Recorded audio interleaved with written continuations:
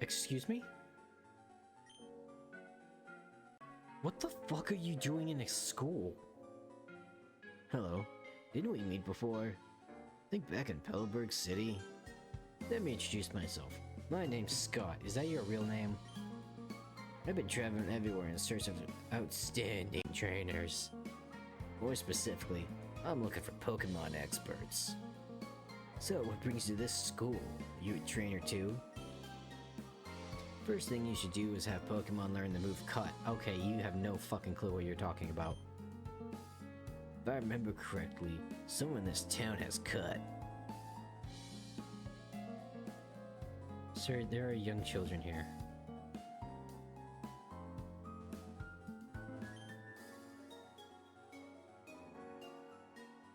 Okay. Students who don't study get a little taste of my good flaws. Whether or not you're a good student will be evident by the way you use this item.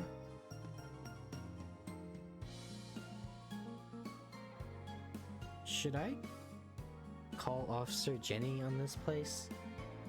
Because this random stranger just walked in and is watching these kids, and the teacher's just beating them. Don't worry, kids, I'll go get help. I'm gonna pull a Fable 2 right now with Lady Grey. I'm gonna buy the CD that's signed by the idol, and I'm not gonna give it to this kid. It's a fucking crime against humanity. That's what he gets for JoJo. That's what he gets for JoJo posing at me. He's a fucking nerd, dude. He's a weeb. How fucking dare you? I mean, I could piss on it. I could set it on fire. I mean, that's better at that point. Listen a lot, sing a lot. Give it to me. You're a weeb. But yeah, but I'm more respectful than this guy. I'm not JoJo posing. No stanzas.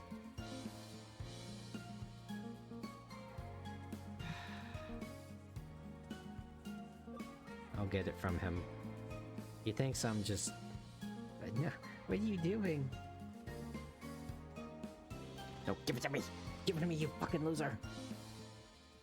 What are you doing? My friend completely ignored my request and completely used Berserk. I deserve the CD. Yeah, I did all the work, bitch. It's mine. Seems like you really are a princess fan. Honestly, I'll give you both signed CDs, but that would make the event staff mad. So I'm gonna give it to this guy. Sorry.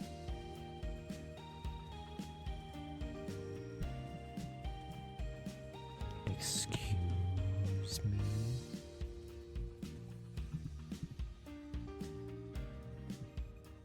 I had to beat off pedophiles to get it, you little shit.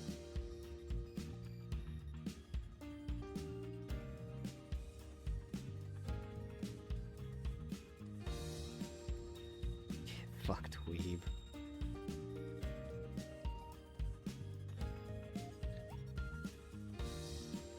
Yeah, you spoke to a woman. You gonna go home and masturbate now? Stop fucking posing at me. Abso-fucking-lutely.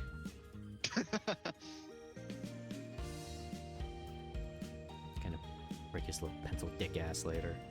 Chat. Ignore those comments. Okay, you know what, never mind. I stand by those words. I would beat the shit out of that nerd. Anyways, Vulcan's here too. And Tokomon. I will commit hate crimes. Join me. We can beat up this weeb. And just NTR him.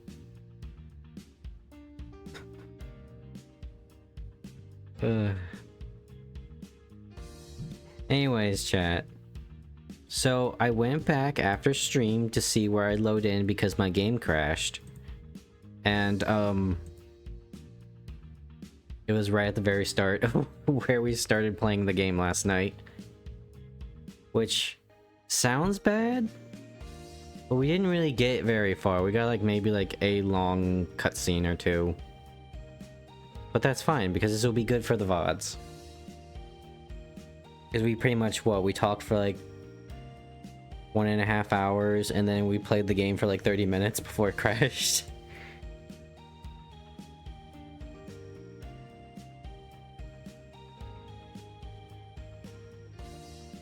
Oh, anyway, sorry, I was looking at something in Discord.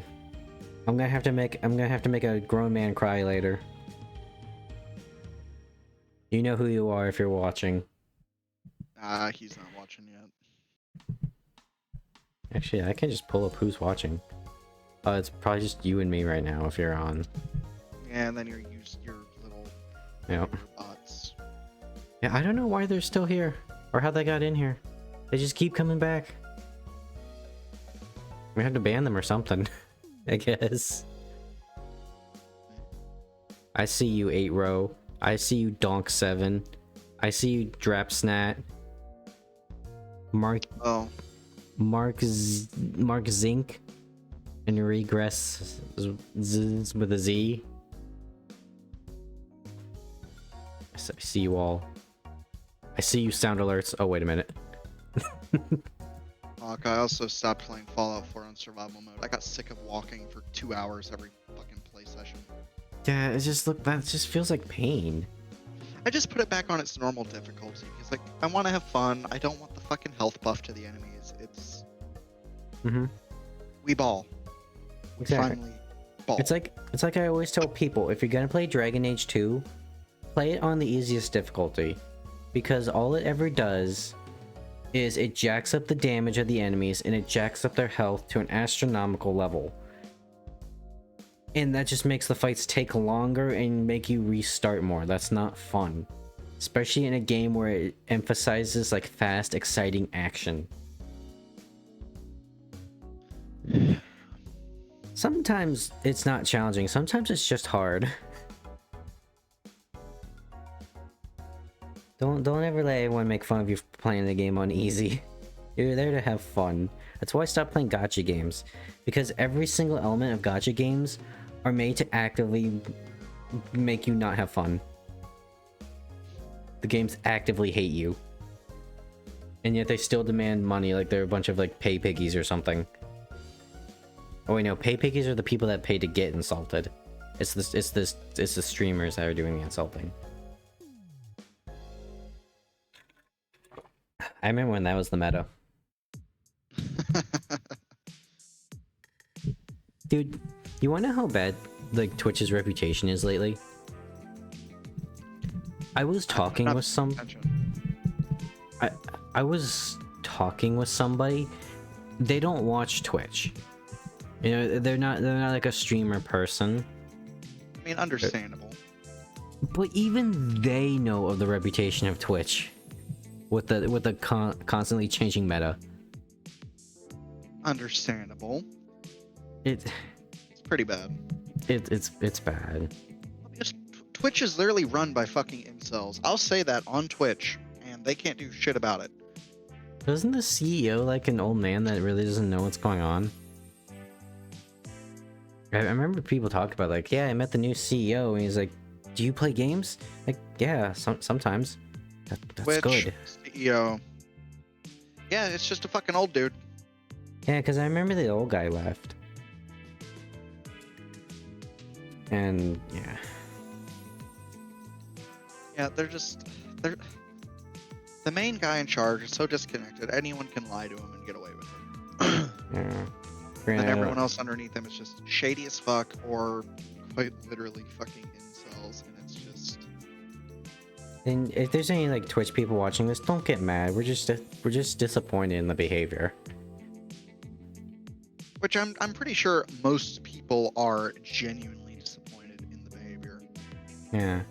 Like there's no way to excuse it. Yeah, like don't get me wrong, I love this platform. I've been on here since before like there's the whole like copyright music thing. God, I missed the days before that. Yeah, dude, like I used to watch people and they would just have like 5-finger death punch just lightly in the background. That's how long I've been on here, and it infuriates me that I keep seeing Asian Bunny X in my recommendeds. Cause no, it's in the recommended section in the following page. So when I go to the recommendeds, because I can't remove people from the following page, I go there to click like the please do not show me this person again. I'm not interested type thing. They just miraculously just them disappear. I can't get them off my screen. And frankly, I'm insulted. Like, yeah, sure, you know, I've got some people that do some spicy content, but you know, I'm not that much of a degenerate. Officially. Well, okay, you know what? I shouldn't make that assumption, because I think they're just being in my recommendeds by the sheer amount of people watching them. That's more than likely the case. Yeah, it's that's like generally being, just how it is, though. Like that's just the yeah. shitty thing. When you start streaming, you gotta realize that if you get like 20 viewers at once, you're like in the top 1%. And Twitch is very top heavy, you know, you got the XQCs and the Asmongold's. Once you get over that, you start being a lot happier being a streamer. You get angry otherwise and resentful. Know what I'm resentful of? Fucking Starfield. We always talk about Bethesda, dude. Always back to Bethesda. Hell yeah, brother. I am beyond infuriated by it. So I've gone about their weapon modeling before, and I reinstalled it earlier this morning. Played a little bit, literally unplayable, like actually unplayable. So I had to uninstall it. I wanted to murder people because there was one pistol in particular, because I kind of like the style of the outlaw faction, even though they're just kind of gay for being space cowboys. Oh, it's like the tequila people. Oh, wait, you said, yeah. Is that the Crimson Fleet or is that the Freestar Rangers? No, the Crimson Fleet's actually the best faction in the game. I will die on that hill. Huh. They are more well thought out than both of the warring human factions. It's because my dad actually just doesn't like the Crimson Fleet. Granted, he always plays as the good guys. I like the Crimson Fleet. It makes me. I played some fucking. What's the other faction that like tries to strong arm you into the faction quest? Is it the like UC or whatever? Yeah, UC. Yeah, no, my dad doesn't like the Crimson Fleet, but he still says fuck the UC.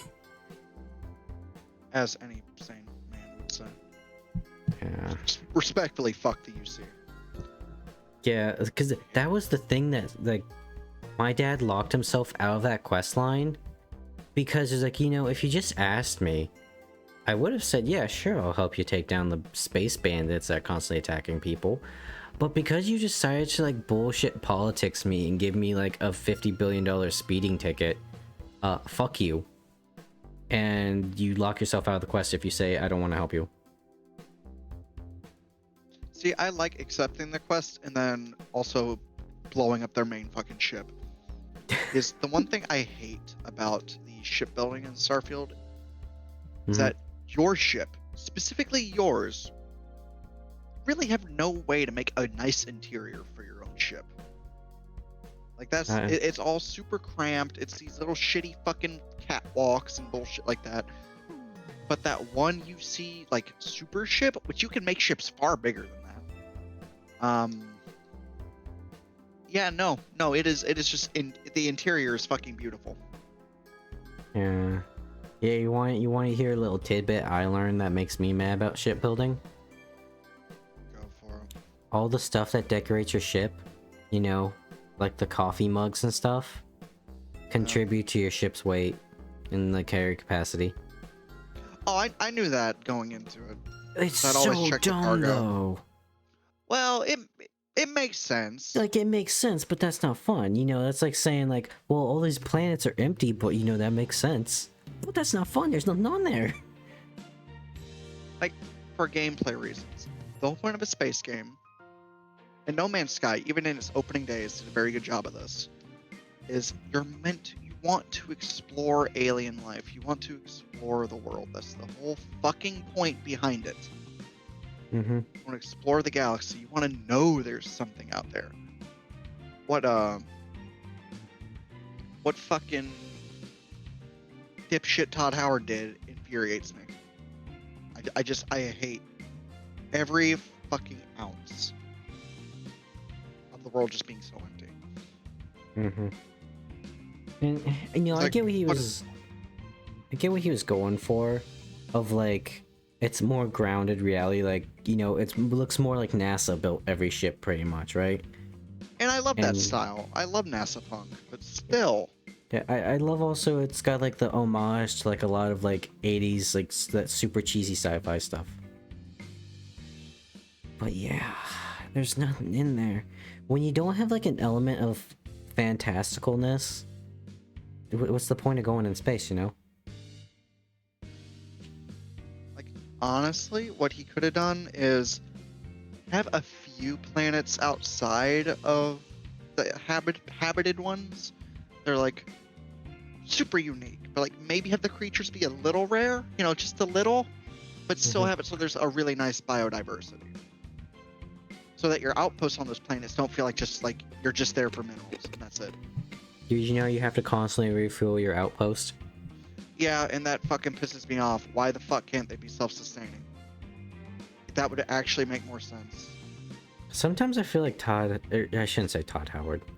I feel like the devs, either they just didn't have enough time or they didn't realize it's a fucking sci-fi setting. Like, so here's my biggest problem, and I see my dad do this constantly every time he plays. Much like every other Bethesda game, the economy is so fucked. He has to constantly find a chair and sit down for 28 hours. Because shops restock 24 hours plus 4 hours. You can't wait 24 hours in one sitting. And there's just no money in like here's the simplest thing to explain it away, because Bethesda is just so fucking anal about like realism apparently. Okay. You're in the way far future where we've colonized multiple planets, and some of them are even like entire cities, okay?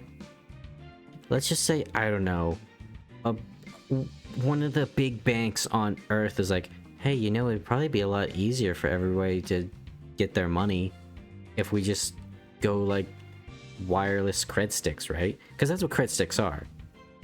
Yeah. They're just basically credit cards. So it's all electronic.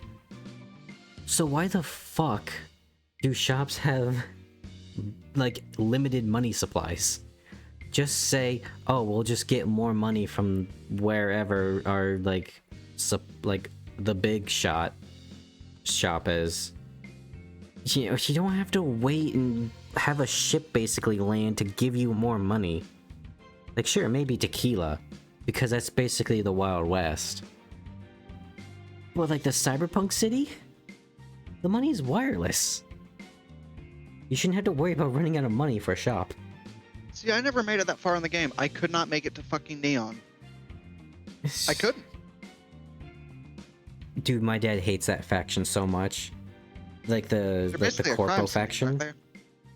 You know, it's like the Corpo faction, and it's like a bunch of like your options are be a charisma character or be a stealth character. And I don't even think the stealth is that good in the game. No, Stealth and Starfield is it's pointless. How did they It's get like Stealth and worse? Cyberpunk. It only works to a degree. Yeah. Well, I mean, okay, that's a disservice to Cyberpunk.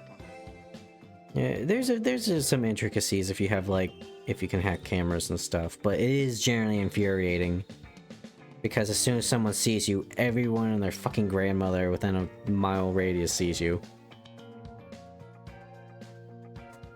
It's just Well, I've done it, Hawke. I have a crossbow now. nice. I think the only good thing I've seen out of like the Corpo faction, I think is Ryujin, is you can put a charisma chip in your brain, and people will unconsciously follow your commands. Huh. So like if you were to say in another room looking through a window, open that door for me, they'll open the door. And they'll give you like special dialogue options too.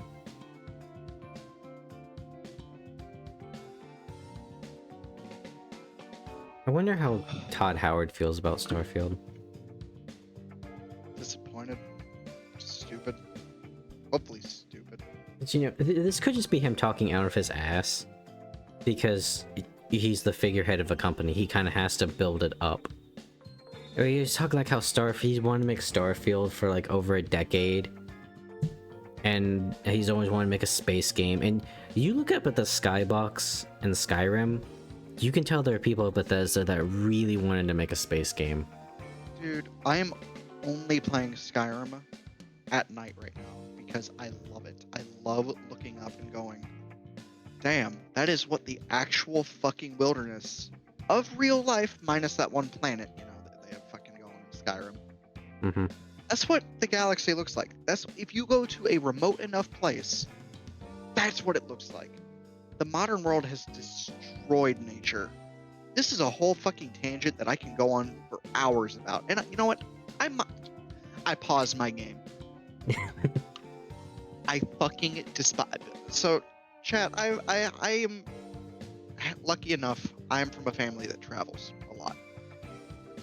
I have been out of the country, out of the United States many times for just wanting to leave.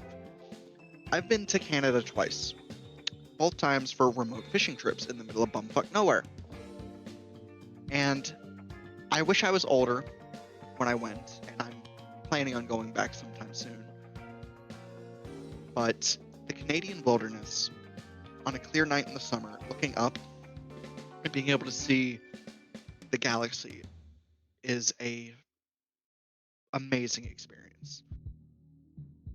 I hate the cities because of this. I hate people, first and foremost. And I hate the governments, and I hate fucking politicians. Like, politicians and government, genuinely scum of the earth. I will never, ever trust any of them. If I ever go into politics, it is to destabilize the entire government. So if you ever see me in politics, shit's about to go down. Just gonna be Mountain Man Vernon Supreme. Not even that. Worse. But like military coup style takeover. I mean, like, yeah, it's like, who was I watching? I think his name was the fat electrician. That's it. And he unironically said, the more I learned about history, the more I learned to not like the government. And Government just sucks, man. Well, it's because it's like a perfect example. It's like how that story I was telling you last night of that person from another state coming to see how we here in my state handle business. They don't know what the fuck is going on. They're not here. And that's the same with politicians, right?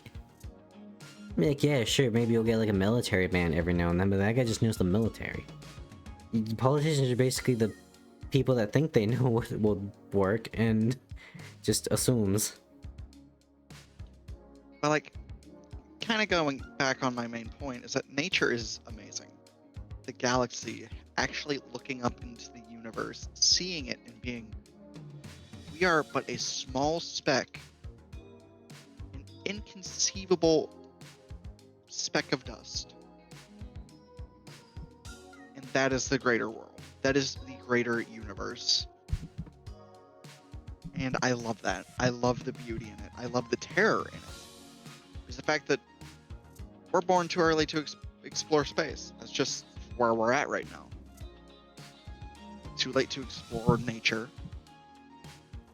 We're right in the middle of a fucking renaissance. We're at the very beginning of a renaissance if we're lucky. But it's just, it infuriates me. It is a amount of rage I cannot actually put words to. And with my history of being, fucked up when I'm on the stream, like on some form of substance or another, this is as clear as I can be with my thoughts. I hate it.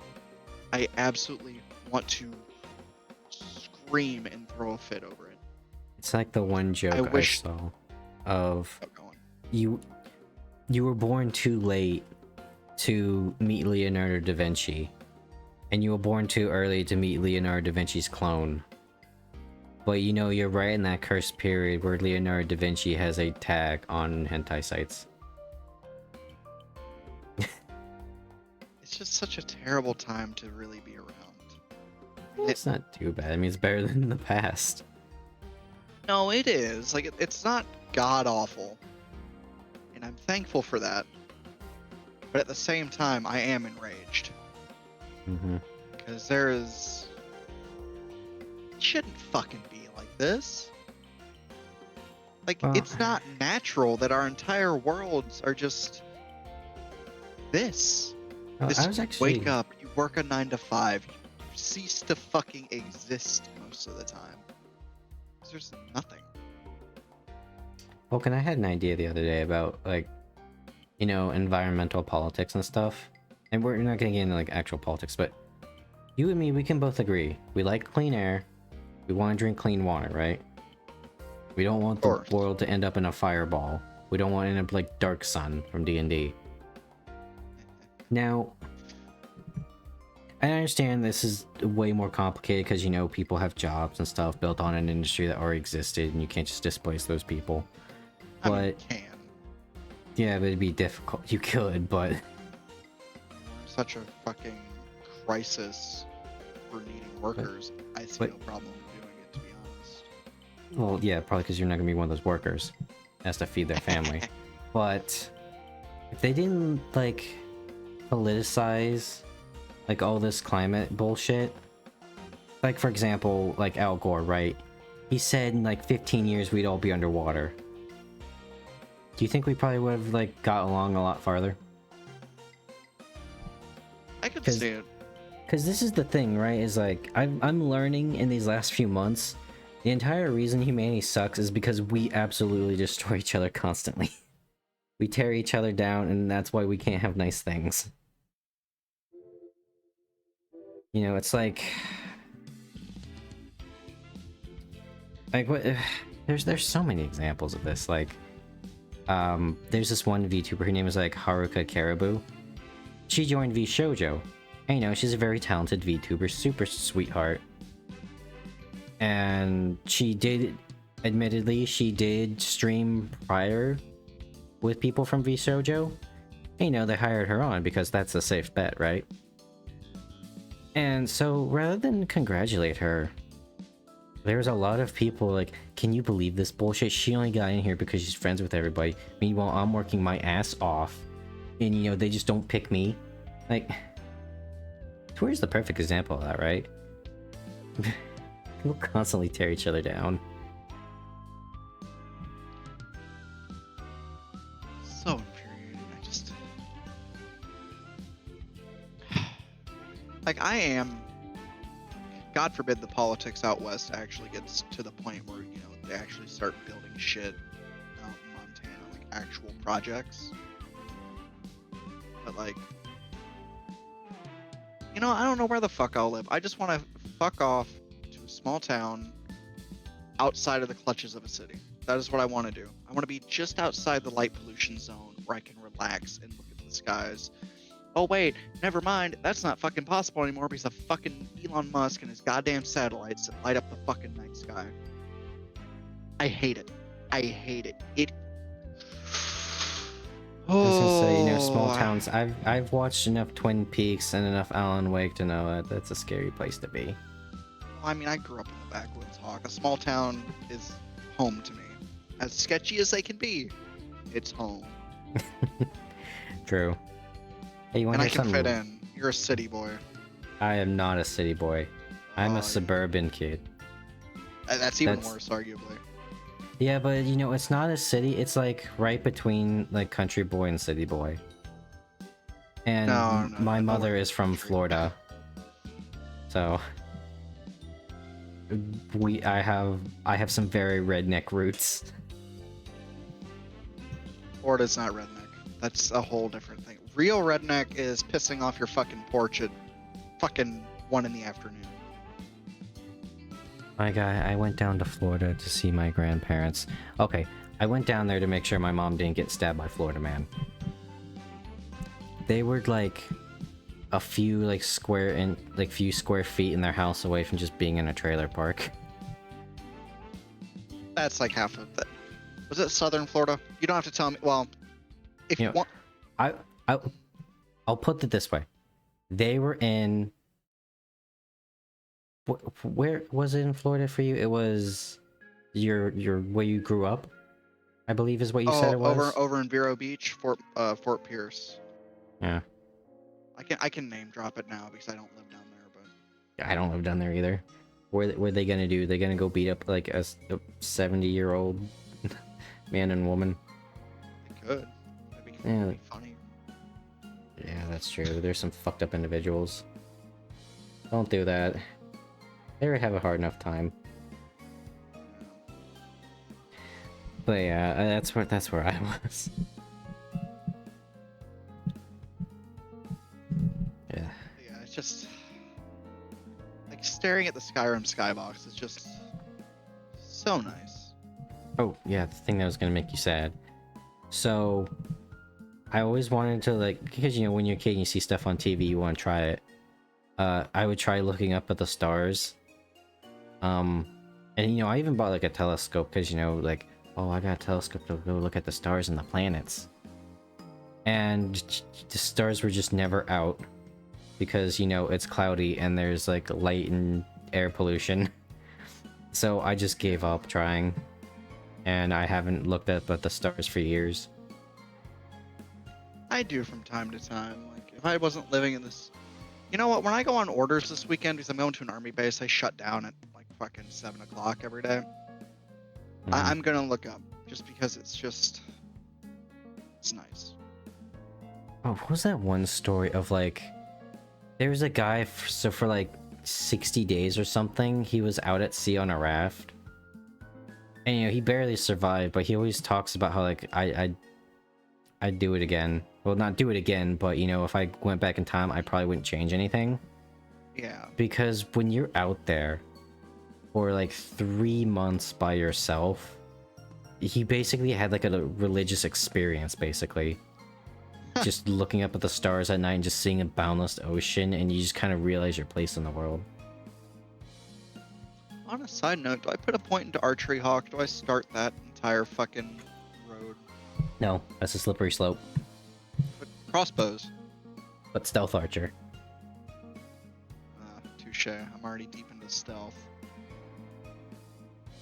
Take 10% less attack damage from enemies with full health if wearing all light armor. Now, see, if you had the ability in, like, Cyberpunk to throw your knives, then I'd be okay with that kind of stealth arching. Or, like, range stealth. Because that's badass. And it's up close a lot further. Look what you made me do. What are you doing? I'm booting up Cyberpunk. I'm playing a fucking stealth gunslinger build in Cyberpunk. Stealth And I'm gonna learn how to gunslinger. play it on the fucking controller finally because I need to learn how to play it on the controller.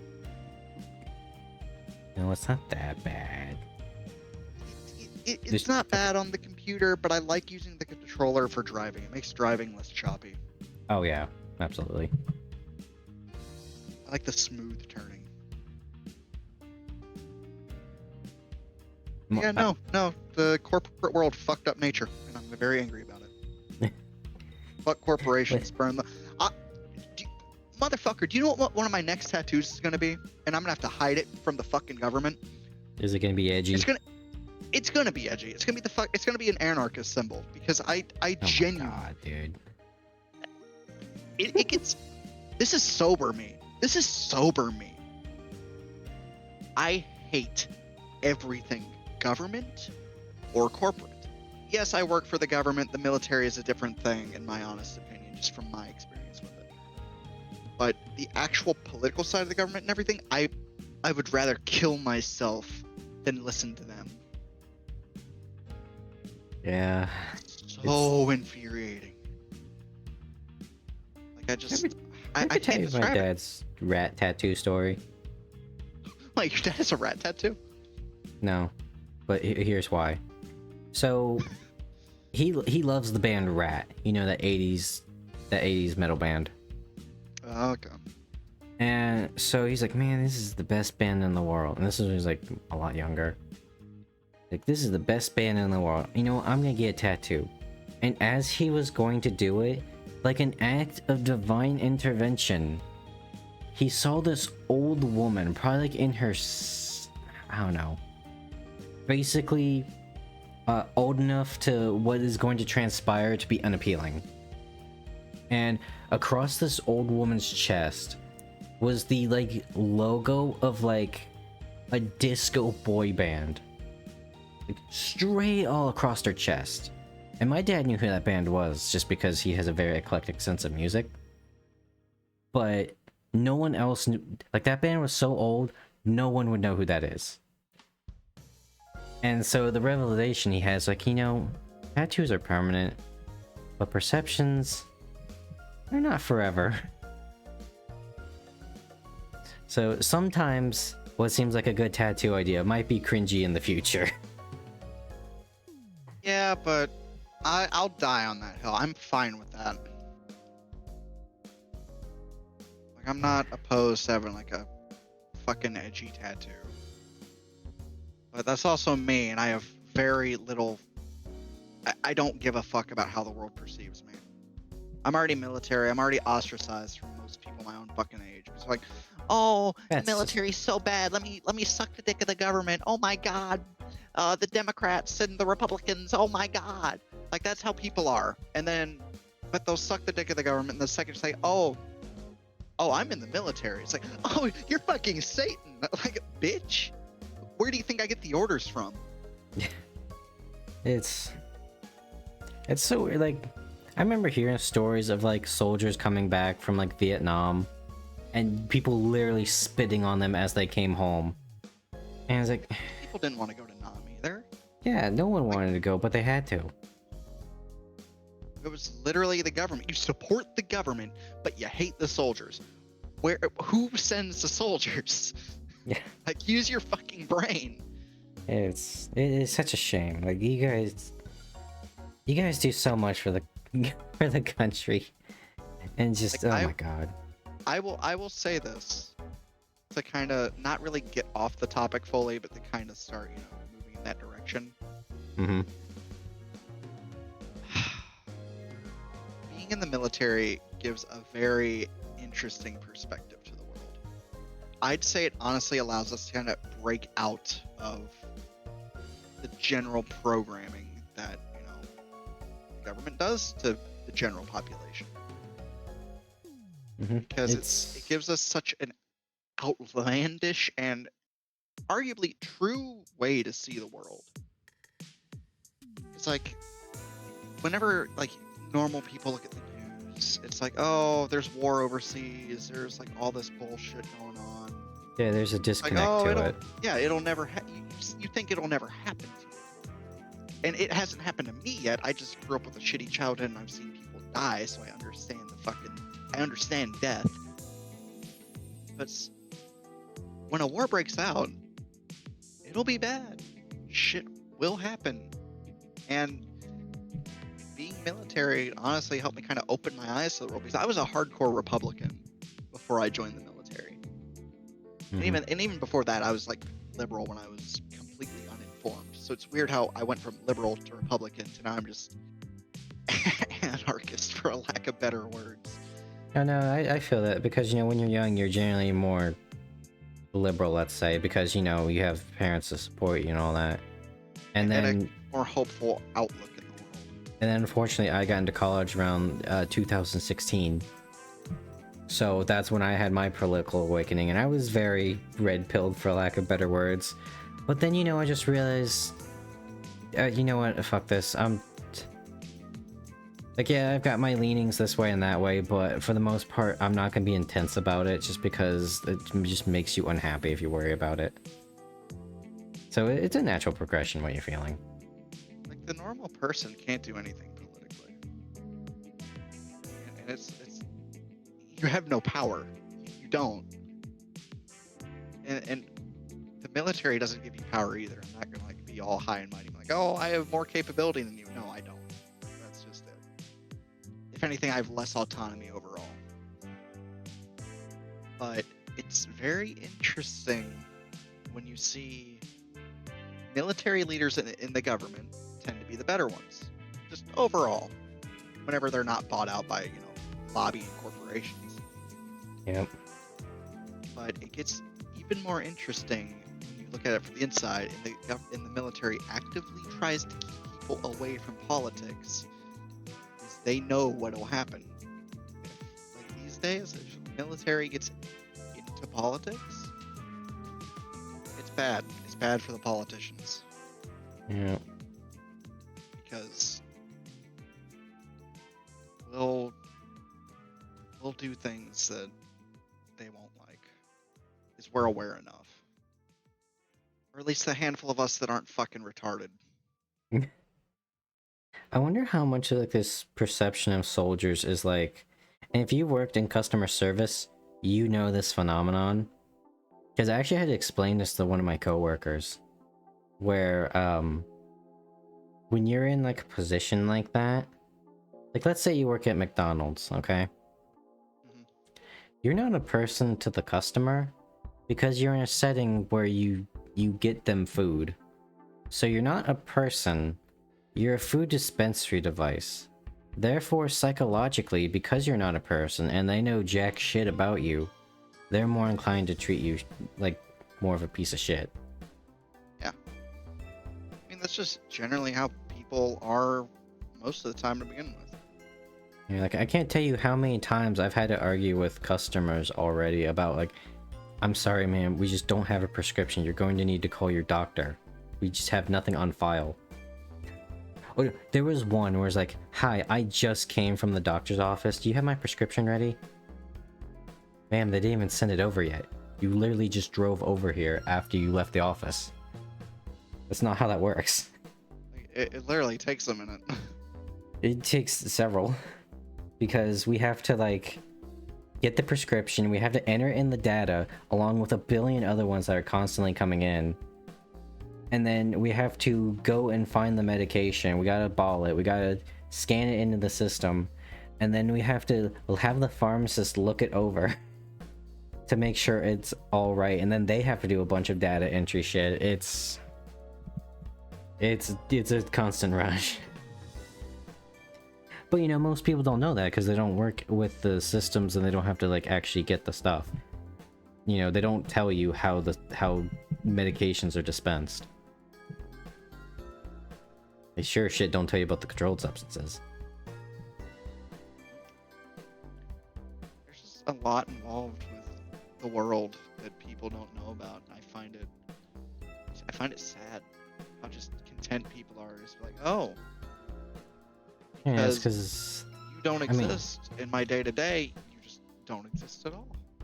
you know, that's also kind of the thing, right? Is like if you worry about everything like that, you're going to go insane. So it's, while it does definitely have its downsides psychologically, that is a lot of stress off of you. But again, it does very much suck. It's just, it's a really interesting. Like, I really struggle to see from the eyes of like a normal fucking just civilian. I really do. Mm-hmm. It's like I've seen so much of the shit of the world. It's just, I don't even know, man. It's bad. Yeah. More of the story for anybody that's listening to this is be considerate to your fellow man. At the very least. You know, I can't tell you how many times I've like been working the cash register and I refer to the person as my friend. You know, like, take care of my friend, that kind of thing. And it kind of boggles their mind a little bit. This is like how sincere that is. I especially hit it off with the old ladies. Well, the sweet old ladies. The grouchy ones, though, are a bit... I'm a bit more down to business with them. Well, Hawk, I want to run something by you real quick. Like, okay, don't stream it because of, you know, just blatant nudity in the opening game. Okay. But gotta rate this. Okay. I'm not a piercing guy, but I can respect this. It's like a punk version of my Rumble Roses character. He's doing the cyberpunk character creator, by the way, chat. Yeah. And you know, I have good taste, so he's asking my opinion.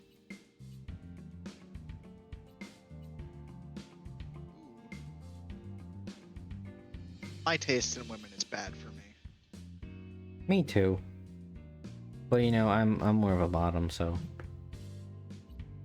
Oh, And you just admit that to the fucking world. whatever. Look, okay. You know, I shouldn't say that. I'm more. I can do both. I've had to do both in the past. Okay, not the past. Okay. I've had to be the top basically for exes. I refer you again to the. I highly recommend this man shuts up for his own safety online. Well, I've admitted like one of my exes wanted me to do like yandere boyfriend ASMR, or not like ASMR, but just yandere boyfriend roleplay. But you know, sometimes I just want a strong woman that hold me in their arms and tell me it's gonna be okay.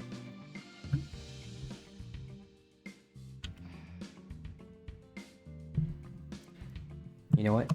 Here's how much of a patriot I am, Vulcan. Let's just say I was listening to some stuff, okay? And they mentioned like their husband just got back from Afghanistan, and immediately I got turned off. Like, I can't do this to that man. That man was fighting and dying for my country. I can't do this with his woman. Bye. I immediately turned it off. What should? Okay, so I'm not gonna run the same I'm not gonna run the fucking. Sandy. No, I'm gonna run the Sandy. I'm not gonna run the other bullshit. Because I've done intelligence builds before, and I kind of get sick of it after a while. So what do you think is more important? Cool, reflexes, or tech? Because body will come as I need it. Mm-hmm. But I'm thinking of starting with 5 reflexes, 5 tech, and 6 cool. Or lower tech to 4 and put body as 4. Which I think I'll do that for the melee. I don't even know what's in tech now anymore. I know there's the stealth. Crafting and cyberware. So since I'm gonna chrome the fuck up to put it Wait, nicely. did I say tech? I meant cool. Oh, cool is mostly stealth and handguns. Oh. Hmm. Daggers. So the fun shit. What I'm running. Yeah. Well, if you're going for like a stealth character, it's probably good to pump your cool just early on so you get some stuff. So I'm gonna lower tech to 4, right? So body 4, intelligence 3. I'm not raising it because there's no incentive. Reflexes 5. And then I always kind of treated like tech as like it's nice to have as like a tertiary just so you can get like cybernetic upgrades. Because my guy was reflexes for everything Tech 4, blade. cool 6. Then I had no med cert. Then I had body to not die when I'm running up to people. And then just tech for cybernetics. Just to give myself more cyberware. There we go. I told my dad that build, and once he started like trying it, because he was very much like shotgun assault rifle guy, and then the shooting kind of sucks in that game. He's like, man, you know, you're right. This is actually really fun. And then he just went whole hog into it. But I love him for it. Because it used to be like whenever we play video games together, my dad and I, he would always be like the warrior, and I'd be like the archer or the wizard on the back line supporting him. But now that we've both gotten older, I see his mentality of why I don't like stealth anymore, and wizards are bullshit. So now we're both just 2 warrior dudes. Sometimes he'll play like a ranger, but usually we're the big warrior guys. Warrior's fun, but I've played it for so long now, so consistently now, it's just like, I want to switch it up. It's nice to not just be able to run in all the time. Yeah. Like, there's some good ones. Like, I obviously, as much as I shit on wizards, I love playing as clerics and support classes. Like, if there's a healer in that game, you bet your sweet bippy that's what I'm gonna try and do.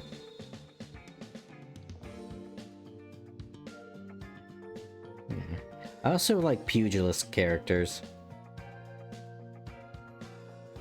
Just, it's a lost art, you know? I mean, look at Elder Scrolls. You used to be able to do unarmed builds, man. I mean, they weren't good, because most video games don't know how to scale your fists. It's like, Skyrim, you can do some pretty good unarmed builds in Skyrim. not base Skyrim though. Yeah. Yeah. Because this is the But- thing, like you think, oh, I'll get the Khajiit and I'll wear heavy armor and get the perk and I'll smith the shit out of my gauntlets. The perk doesn't tell you it only counts base armor rating. Smithing your gauntlets doesn't do Yeah. anything. I mean, and at this point too, base Skyrim is modded Skyrim. Like, let's be honest. It is. The base game's like the base bare bones game is unplayable now. Yeah, it's. I wouldn't say people have been spoiled by it, but we definitely experiencing a luxury with mods now. But I like that. I like the mods. I'm kind of curious to see what they do with Fallout 4 going forward. Now, I wish they'd just make Fallout 5 and Elder Scrolls 6, but we Why? can't have that evidently. Seriously, But they're I'm- going to go start working on Fallout 4 again, just because there's a And, TV show. 2 days, the next gen update drops. So I'm curious to see how fucked it is. When did but that game come out? 2015. 2015. Fallout 4 is going to be a decade old in a year. Yes. I mean, that's just it though. Bethesda just kind of fucking died. they have It's- nothing going for them anymore. Yeah, at some point they just decided I'm taking my glasses off for this, by the way. That's how disappointed I am. At some point they just stopped making games. Because that was the whole thing, right? It's like when Oblivion came, it was like they were like pushing the boundaries because they had like AI, like NPCs that would like stick to a schedule. It was mostly unheard of back in 2006. And now they're just Yeah. now they're putting Skyrim on your fucking Alexa. Am I still alive?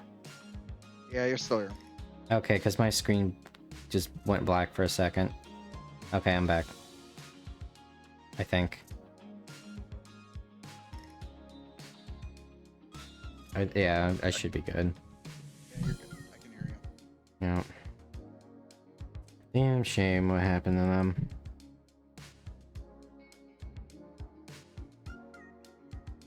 Oh, my OBS is fucking up.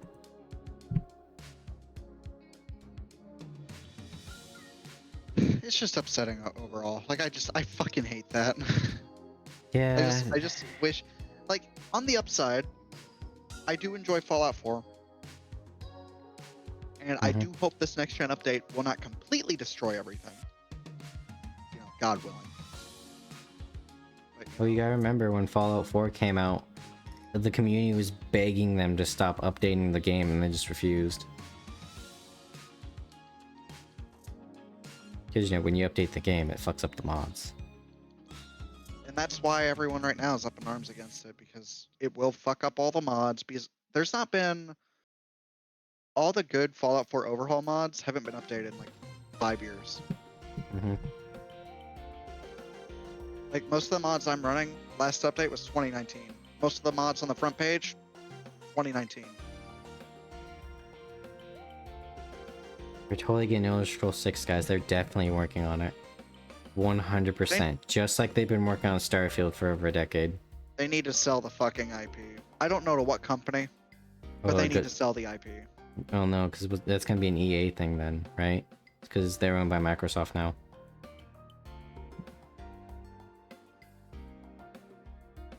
Yeah, I forgot about that. This is... I feel like this is just a cycle of life, right? Of... You have all these companies that make wonderful games, then they get too big for their britches, and then they start dying. And now we're all... At some point, we're gonna get, like... the indie companies that are gonna, like, start building themselves up. Like... We might be experiencing it now, because, like, for example, Larian... Oh, you know they're gonna, like, start getting big now in terms of, like, development team. Oh, and I Is- hope so. But then they're just gonna be the next one, and then eventually they're gonna start doing shit decisions. This is just this unfortunate cycle of life.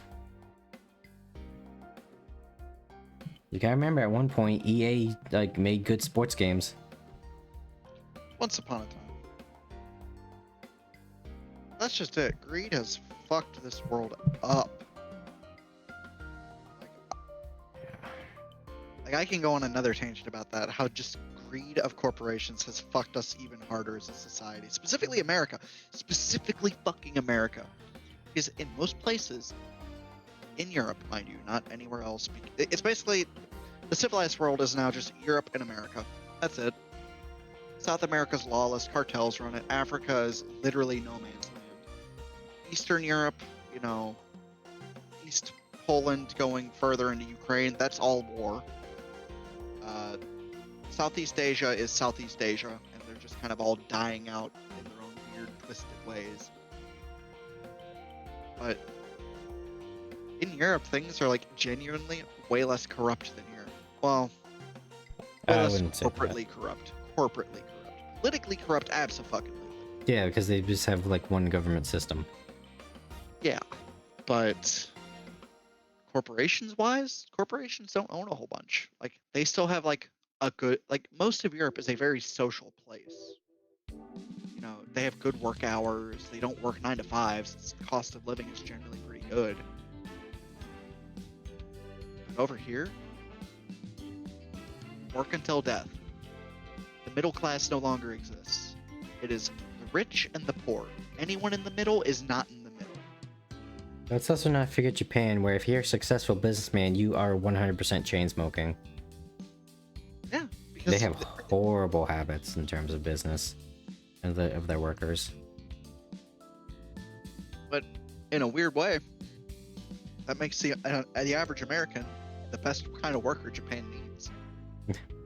Because we don't go through like we don't go through the social stress that Japan has.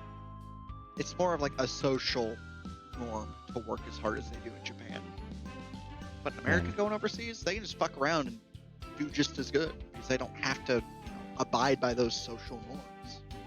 Well, I don't know about that, because while America is definitely more individualistic, Japan is very much more collective, so if you stand out, you will be shamed. Like, there's a reason the suicide rates are so high. It's just a different beast. And this is the thing I think a lot of people need to, like, because, people will bash capitalism while on their iPhones and shit.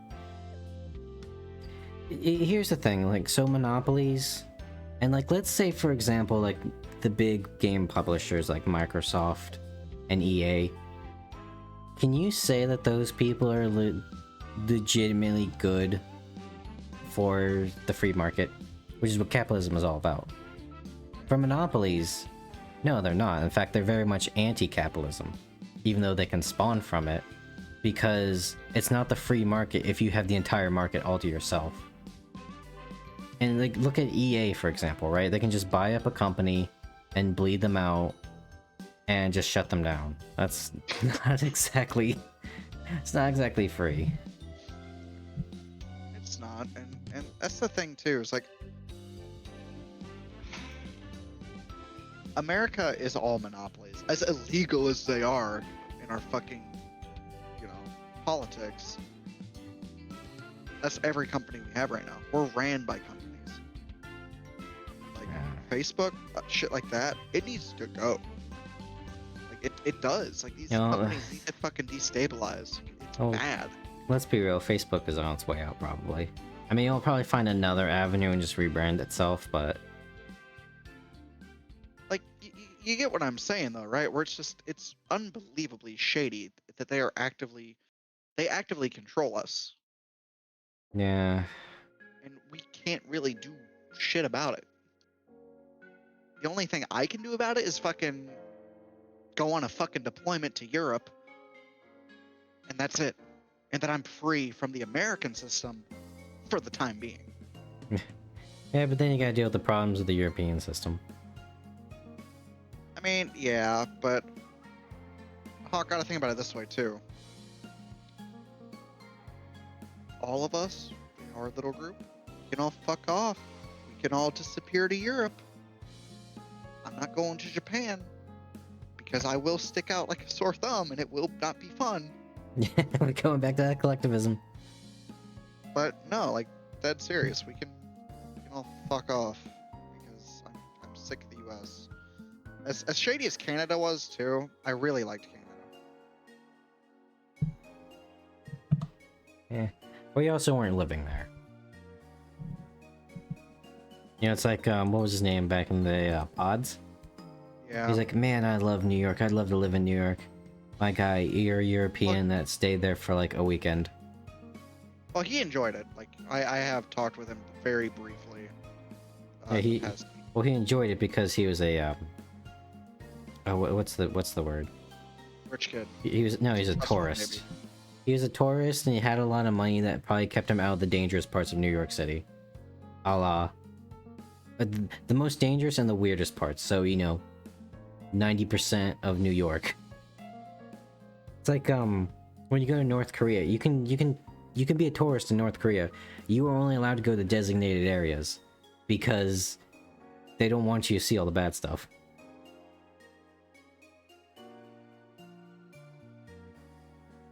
It's a very much different living there than fantasizing or staying there for a short stint. But like, I do want to go and fuck off to Europe. That's where I want to end my life at. Is overseas, away from Europe. Not expatriated, because I have pride in some of the U.S. Mm-hmm. But the fact that as a fucking nation we're so isolated, nah, dog, I'm done with that. I'm sick of it. It's like, no one wants to talk to anybody anymore. I've actively tried talking to people, and it's just like, oh, well, fuck you too, I guess. Yeah, it is interesting in that because, especially like in terms of like technology and communicating, because there are people that legitimately feel more comfortable talking over like Discord through text messaging. But, you know, yeah, you could have the boomer mentality of like these fucking kids today. It's a different time. It is, but like at the same time, technology has fucked us since COVID. Oh, absolutely. Like, It's I hate it. Everything about COVID infuriates me. And election season's coming around, so just fucking wait for the next fucking scare. it'll probably make a comeback. But yeah, it's just technology and the internet is definitely going to be the next thing humans are going to have to evolve to adapt to. Because our brains are not wired to handle it right now. Especially since, you know, technology is a fucking hockey stick, right? It just keeps escalating more and more. I mean, we're having robots make AI art now. I mean, it's not great yet, but give it a few years and it'll be pretty dead on. I just wish things were more social. Like, you go back to like just a few years ago, like I like 6 years ago maybe, like people would willingly talk to each other. I don't know. Like, just in passing, like not to like the degree it was like say 20, 30 years ago, but it would still happen. And now it's literally just no one fucking speaks to anybody. I mean, Like, it's talking mainly just. to someone in passing is like a crime. Oh, I know, because there's a lot of that still. Then, like, you know, it's offensive to hold the door for people. You know, there's that thing of like microaggressions and stuff. Of like the argument of like no matter how hard you try, like for example, let's say, you know, I get married to a black woman and we have a happy marriage, we love each other very much, we have like 3 kids together and they're all happy, we're one big happy family. Subconsciously in that form of argument, I'm still racist. And it's not an argument, it's not a healthy mentality to have. And that was very rampant back in like 6 years ago. It was still very much crazy back then. And Yeah, that but was now that was the Okay. cringe phase where everyone was super political and in your face about it. something I've noticed now is we've started to revert.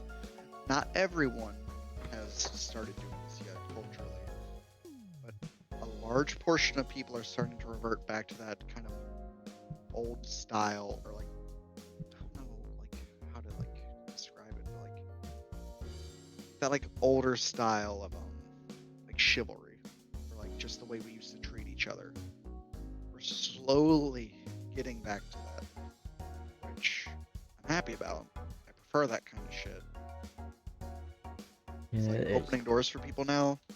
People are enjoying it a bit more. They like it a bit more. You know, that might be a thing from the like technology thing, right? Of like, because you know that's the thing. The world is always in cycles.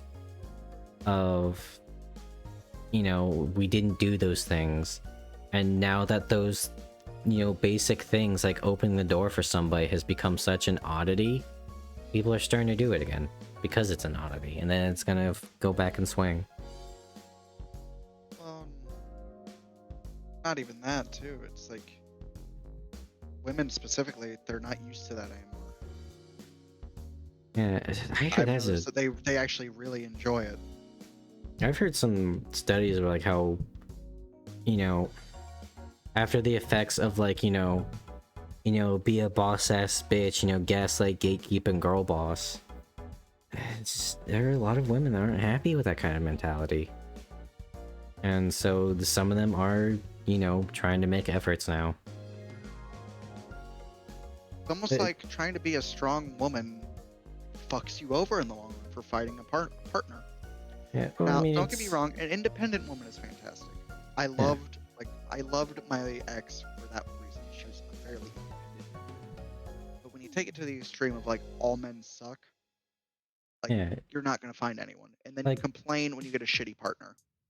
Yeah, it's like more power to you. Absolutely. You know, don't let anyone keep you down. You know, if you want to start up a business, go do it. But, you know, don't get so hung up on it that you're now in your 40s and you're by yourself, well, sans your cat, eating cold Chinese takeout in a shitty apartment. You know, just don't get too hung up on it. You know, also be decent. You know, you don't have to be mean about it.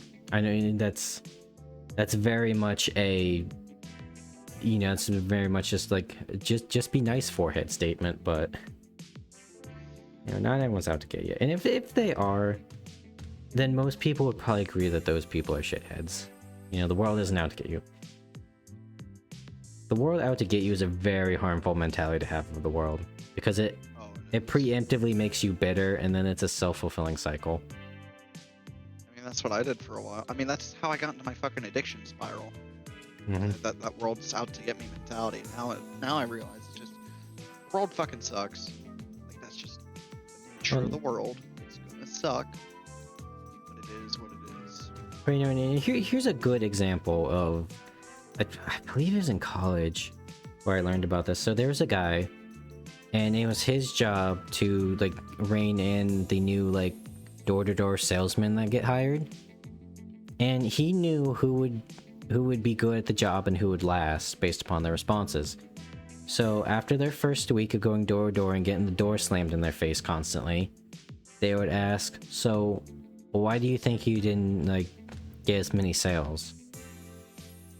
And he knew that if the person said, you know, it was me, I just wasn't very charismatic, you know, I did a little faux pas, that kind of thing, then he knew they would last, because they took what went wrong and applied it to themselves, rather than the people that said, you know, it was a bad neighborhood, those people are just assholes, you know, they just didn't want anything to do with me. The people that said that, they didn't last long, and they weren't good salesmen, because the way they attributed failure was out of their control. So it's very much that mentality. You know, because when you feel powerless, like, what's the point of even trying? I mean, that really is just it, though. Like, I don't even know, man. Just people are weird nowadays, and it's really upsetting. Like you know the term being called like an old soul. Mm-hmm. That's how I feel, because I still do a lot of things that are considered classic. Like just the way I treat people, the way I talk to people. I'm very polite. Unless they fuck with me, then I'm gonna be an absolute dick. Yeah. But most of the time, I'm very nice to people. I'm very courteous. You know, I fucking table manners. Like, so I'm still using dating apps just because. Why the fuck not? It's just Yes, interesting. that's just the climate at this point in time. Yeah, like that's just it. Like if I want to even meet new people, that's kind of where I gotta go. Because I'm not gonna go to bars anymore just because, well, it's for my own You, good. you I also don't want to be the creepy guy at the bar hitting on women, right? Yeah, no, because I literally go and I drink a Red Bull or two, and that's it. I wouldn't be drinking unless there's like live music. But even then, that's still putting myself in a dangerous situation. It's Mhm. chat. I can't drink. It's just that is just it. I have a super addictive personality. Like a genetic predisposition is really bad. But oh, where was I going with this? My fucking ADHD. You were talking about being an old soul and using dating apps. Oh yeah, using dating apps. Something I've noticed, and this is a trend that I've seen on multiple dating apps, where you know, in the little bio section where women like just put their where everyone puts their shit in. I've noticed a lot of like have basic manners, do the bare minimum. Like people aren't doing the bare minimum. The bare minimum. That statement can encapsulate a lot. Well, But I mean, in my eyes, and from what I've experienced, the bare minimum is just be nice, listen, be present, open door. Open doors is like a fucking luxury to people. Like, well, open here's the doors for thing with people, that. like, nice things.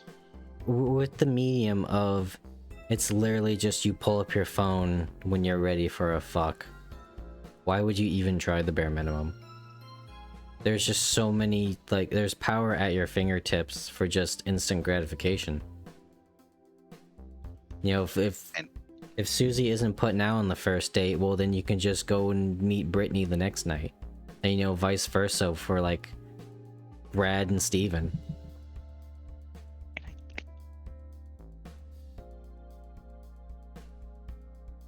I think that's like, I think that's why so many people are putting that in there, because a lot of men on dating apps, they're there for sex.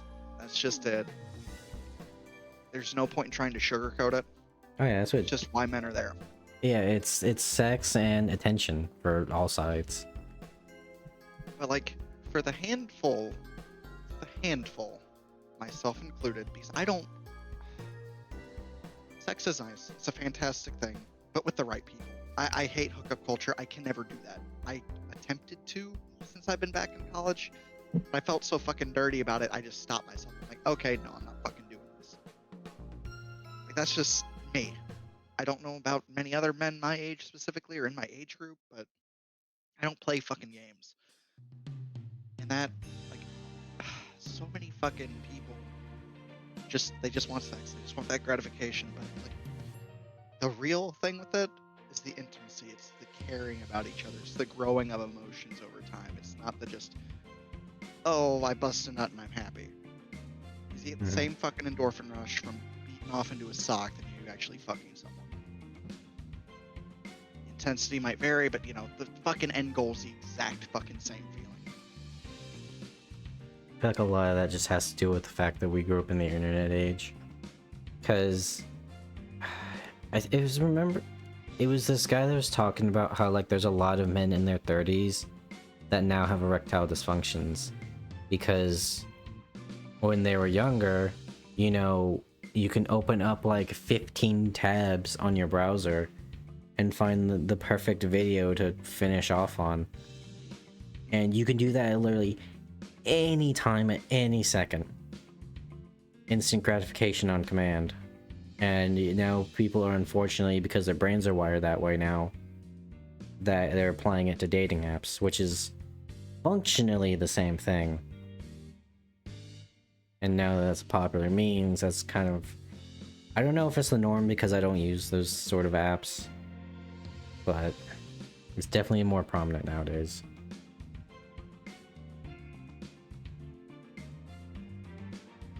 it just it hurts me. It hurts me that people are like that because like looking it does. back, well, like, in my experience, looking back, just with past relationships and things like that. My first relationship, I'm not gonna get into that one. It wasn't even a relationship. I was just fucking let on for 4 years.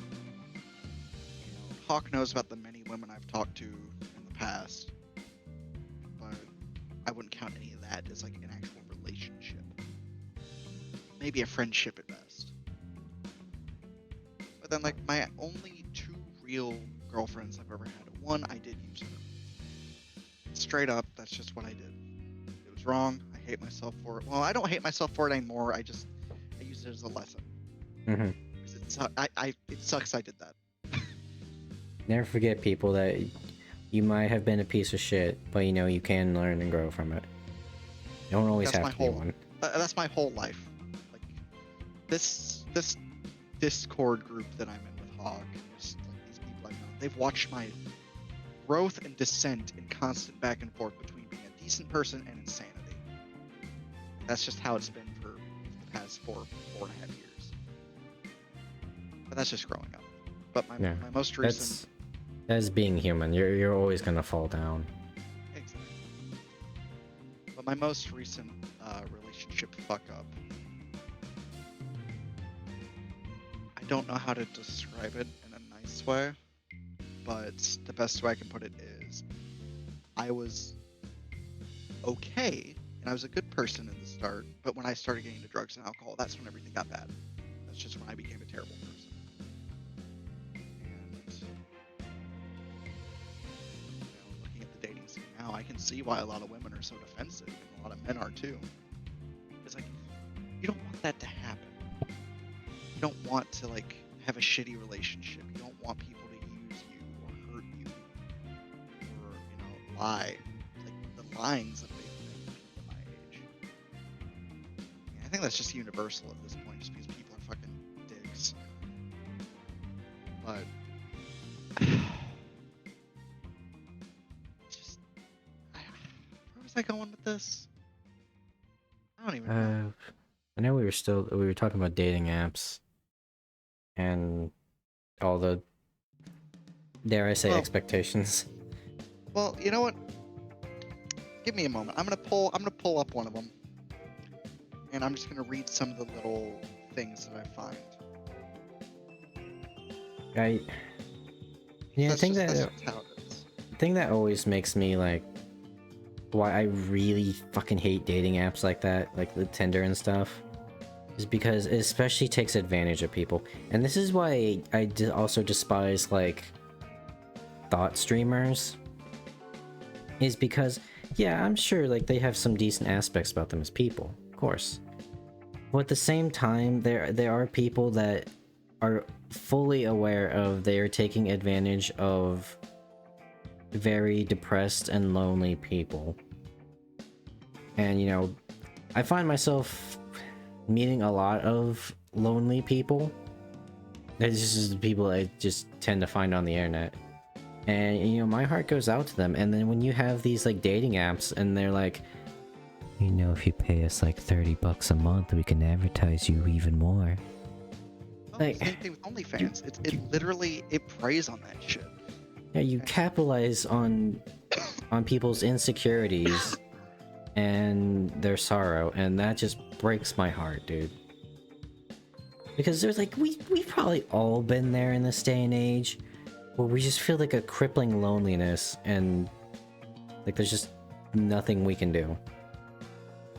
It's just you have so much information at your fingertips, yet you can't ever feel like you're with people. Yeah, you feel like, it's like that thing of like the woman, you need to be tall, you need to have a good car, you need to be rich, you need to be funny and handsome. Like, that really does bring you down if you're just like an average person. Like, and take it from me too. Being an attractive person physically, that doesn't matter. Weirdly enough, people found me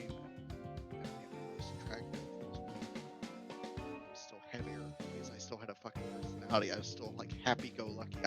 I had just enough tism that I was a good person to be around. And now I'm just older and bitter, but that's my own choice. But you know, kind of going back a little bit here. I skipped a few people because I just ran into bot accounts. I was like, okay, I'm not gonna fucking do those. God, fucking bots, dude. But here's one green flags I look for. You aren't a dick. That's the first one I fucking ran into. Well, hold on. If they specifically say that, it might have some causticness to it. True, but then there's some other ones like you should not go out me if you do hookups or have a high body count. I don't find that shit cute or interesting in any way, shape, or form. Like stuff like that. Mm-hmm. And some might A lot make of it is the just argument don't of do like, hookups. yeah, like the body count thing. Some people might say that as like that's like slut shaming or whatever the lingo is nowadays. But there's just some people that don't want to do that because there's also baggage with having a high body count. You know, for example. Why do they have a high body count? Could it be they were used, or do they find shitty people to be with? Like, do they have attachment issues? What is their level of loyalty? And it is completely fine. And don't let anyone tell you otherwise if you don't want somebody with a high body count. like that's a logical thing to want. But, like, there's so many people on these apps. There's like do the bare minimum, or don't be a dick, or have basic manners. There's one that was like my biggest dating fail, and I actually matched with this person and spoke with them for a little bit. We'd never hit it off, you know, that's just the nature of it. Mm-hmm. But I was like, because I'm a genuinely curious person, I ask these people actual questions. I don't just go straight in for the kill, like, hey, do you want to go on a date? I want to like kind of gauge them first. And a lot of people don't like that. Some people do, but I digress. But I asked them about it, and like, oh yeah, no, so I went on a date with this guy like maybe 2 weeks ago, and they chewed with their mouth open. They were like they were messy at the table, shit like that. Like, really? People are still like that? Like, I got that drilled out of it. Mind you, I came from an upper class family when I was growing up, so I had manners kind of drilled into me. And the military definitely fucking exasperated. No.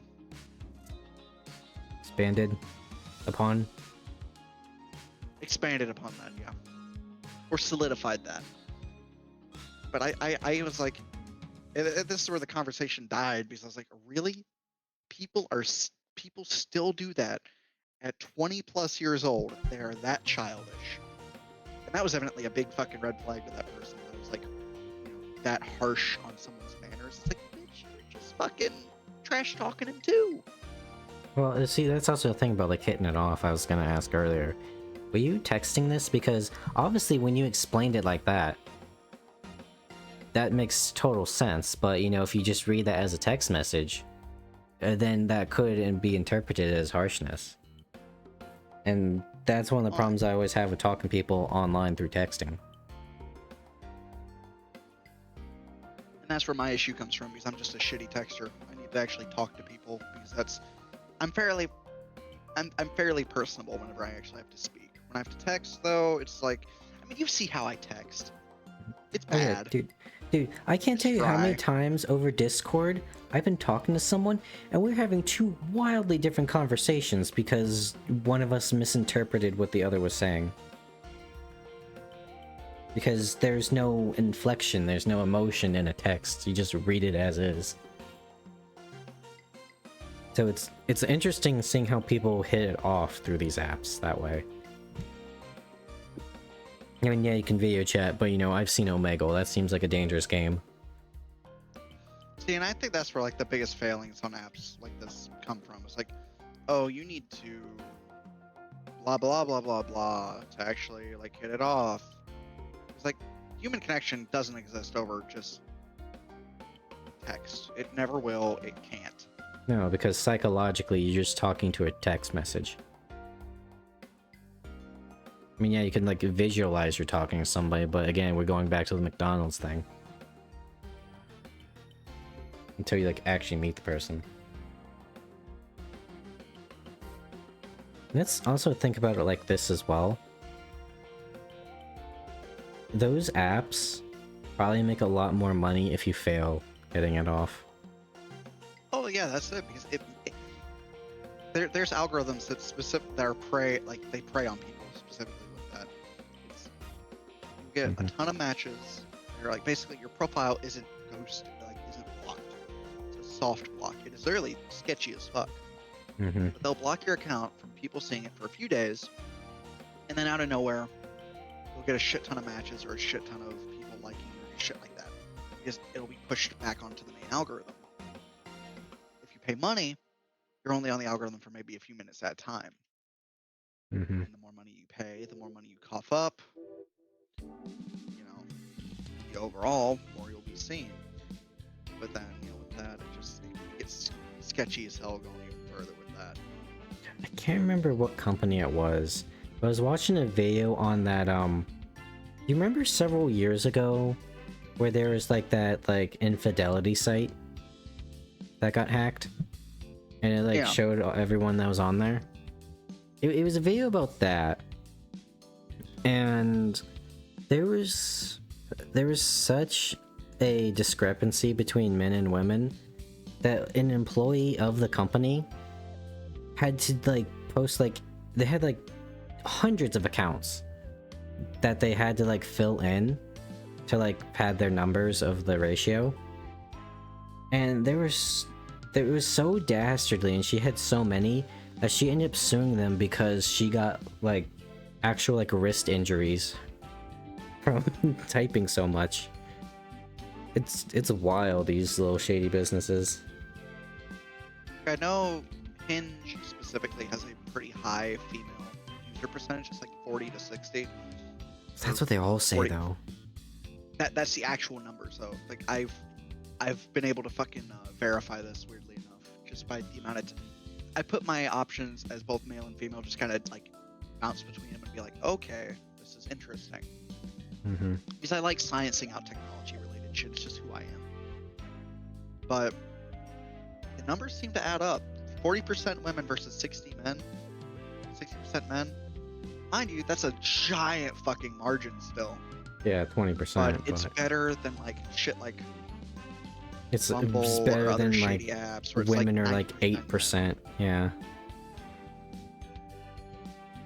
It's just, I mean, it is really the business of capitalizing on your sorrow. So it's like a politician. If a politician champions an issue, why the fuck would they ever resolve that issue? Especially if they can get reelected. Exactly. Yeah, I just... They pad the numbers to make money. That's all it is. Oh yeah, because then they can advertise that there's a bigger pool, right? Rather than it's... So there's this one anime, I can't remember what it was, but general premise of what I did watch was there were wildly more men than women. And so what society did was every birthing cycle, the women got to choose whoever they, had sex with and had kids. And, naturally, sometimes it doesn't turn out very well. Sometimes other women get jealous, sometimes other men get jealous. And it just became this huge debacle. And that just really shows, the disproportionate problem.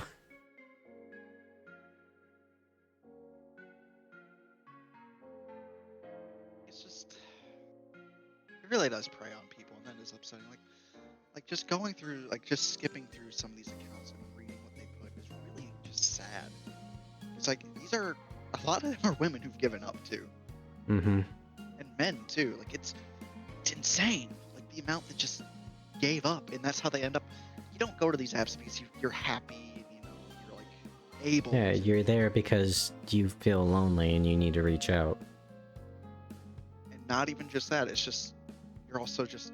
I mean, I guess, yeah, going off the lonely thing, it's just you're in a situation where it's you can't really meet people of quality. If I were to go back to my hometown, I'm not going to meet anyone of quality. I might meet the fucking or the girl that was a lesbian in high school that wants to fucking jump my bones down. That's about it. That's literally about it. And even then, that's not a relationship I want. Mm-hmm. But Yeah, and there are also all those people that are on there just because that's their social whatever of just like, you know, you're there for the cheap fuck. And having those people in the pool with people that genuinely feel like they want a connection with somebody, that's bad news bears.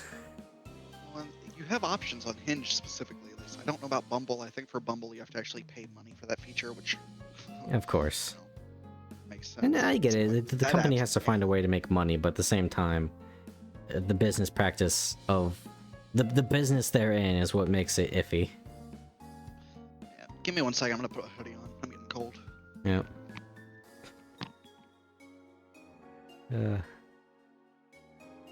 I'll tell you another one that. So, you know, I know like the big craze is like femboys and stuff, and you know, shocker, I'm in the V. I look in the VTuber sphere. What did I miss? I literally took off my headset for a Well, fraction of a hold second. on, and I'll get to that. Is like, I've seen a lot of male VTubers. Well, they'll have like a normal male model, but then they'll switch to femboy. And this is one of the reasons why I don't particularly like femboys. Granted, I'm straight, but you know, and if you like it, more power to you. But there's just this weird like fetishism of that kind of like perception. And like, for example, I probably brought this one up on stream about how I knew a guy that the best way I can describe him is ex-femboy. And so pretty much what he told me about it, because here's the thing about me in college, I didn't really talk to that many people. But you know, for some reason I was the only one that knew anything about internet culture. So like, for example, I had to enlighten people about furries. That was a fun time. And so there's this one guy, he was on the internet, and he wasn't like super macho or anything. He was a bit feminine, you know, not very masculine. And you know, he's telling me about like, unfortunately he went on some places that kind of, it was the mentality of, well, you're clearly not getting any women, so just be the woman, you'll get more attention that way. And you know, unfortunately he did kind of fall into that, because you know, people do have a desire to be, you know, loved and have affection. And obviously sometimes the way to do that is to appease people. And with the femboy craze, It's very easy. yeah. So the man just wanted to not feel his crippling loneliness anymore. And so he delved into the femboy thing, and he told me how much he regretted it. Because, you know, that involves men wearing skirts and stuff, and that's things you can't show your friends or your family. And he felt great shame over it. Man literally got peer pressured into it. And so it's not like, you know, I'm not like, oh, fuck femboys. It's just, I just got the perspective of why they're playing it up that way sometimes. Because Yeah. they're fervent about it sometimes. It's just very interesting to look at that. Like, just the way people deal with their loneliness. Like, once again, kind of going back to dating apps, because that's what a lot of people use them for, is to fill that void. Like, and this is coming from me. I am in basically a self-imposed, just super isolation. I don't hit it off very well with people in real life most of the time, because I just have such a different ideal than them. And I'm pretty content on my own. Minus, I miss fucking human touch, but that's beyond my point. Oh, yeah, dude. Like, when I was with my previous ex, or I should say my latest ex, I don't touch people. And throughout college and high school, I was pretty much like online learning central, so it was such a weird sensation, like having intimate touch after not having it for so long. And that's something I fell into too, was when I was with my most recent ex. I flinched every time she touched me, like just like on my shoulder or on my back, I'd flinch violently. Because, I mean, I'm not going to get into my childhood, but touch was not kind to me. I don't like it. I still don't like it. And I've fallen back into that where it's like, I don't want to be touched. I don't want people to be around me. I hate being in close proximity of people. But that kind of stuff's nice. It's better than being completely isolated. That's for damn sure. Yeah. Like, it sucks. Like, the most social interaction I get a day is generally on Discord. And even then, half the time I'm just on my own most of the evening. Yeah. I also feel like about things like Discord is, because, you know, there are people like, you know, that's not like actual friendship sometimes, or, you know, that's not a real conversation. I think that's a bit outdated view sometimes. Like, yeah, I mean, obviously you guys can't go hang out if you're like in two different states, but at the same time, this is again the evolution thing that humans are going through, where this is just the comfortable means. Because, I mean, like, there are people who, you know, have social anxiety, and when they get on Discord and they're more anonymous and they're with people of shared interest, then they open up. You know, it's like me, I'm all business, but, you know, here I am talking about the psychology of fucking femboys and, you know, whacking it to some stuff. I mean, it's better than the alternatives of being isolated. Yeah. Because that Not can by make you, much, but that it's can better. make you very bitter. I mean, I've been there. I'm kind of teetering on that fucking edge where I'm just like angry. Oh, Or at least yeah. I used to be, but now it's just. Yeah, now no, I was like sucks. that. I very much had a low opinion of myself. I was in a dark place. But eventually I just kind of learned to just like open my clenched fist, for lack of better words. And I started getting a lot more happy about my life. For me, it's kind of hard to be. It's pretty hard for me to be happy. Fanboys edging, what did I walk into? Psychology, for lack of better words. Yeah, we're getting real deep into society again. Could be worse. Could be worse. Yeah, we could be playing the video game. Exactly. Which is fine. I like these just chatting segments and how spontaneous they are. I did too. I honestly prefer it. Yeah. There's just a lot of shit. We indeed live in a society. Yeah. It's just, I don't know.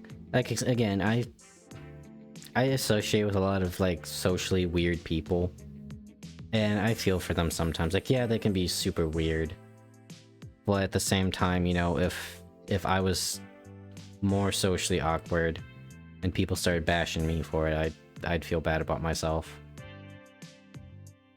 I'd honestly say there's a fine line. Oh, because like we've met some fucked people on Discord. Oh yeah, absolutely. There's a line. To but- a degree, through your streaming, there's been a few viewers that pop in. I'm like, you're weird. You're low interesting. But there's just so much of that shit. Like, there's a fine line where you can be a social outcast. I'm a social outcast. I'll admit it. It just, you know, it just is what it is. I'm cool with it. You know, the tism doesn't exactly fit into normal societies. Yeah. But, you know, there Like, comes a yeah, time yes. where you have to see how hopeless you are. You need to realize that you've made it this far in life and you are still this fucked. There's a problem on your end, not society's end, and you gotta fix it. Mm-hmm. And there's Again, a it lot of goes- people like that. They don't. And Like- I can see it. It goes back to the salesman thing, right? The people who attribute the faults of why they failed to themselves were more likely to succeed and keep their job than the people who attributed to external forces that they couldn't control. But yeah, if you do like something weird, that's fine, but just don't be too overly weird. Not because it agitates me, and sometimes it does. I'm human, I'll admit it. But it's also more for your sake, because people have unhealthy habits sometimes. And can be very self-destructive. Like, I'll tolerate weirdness to a degree. Like, I know there's a few times, like, specifically in this server where it's been like, damn, the fuck is he going on about? Because, like, I did have my bouts where I was just, like, going batshit insane. You know? Yeah. A good example is kind of like Jason. Is What the like internet will do to a man. Jesus Christ. is like yeah, okay, you feel lonely, and there's just, you have a moment of weakness and you let that out.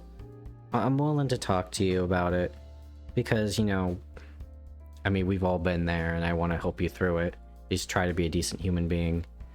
But when you get like to be like the infamous Jason on these streams, and you come in and you verbally slap people on the ass, and you're just being a sex pest, that's when we have to draw the line for everyone's sake.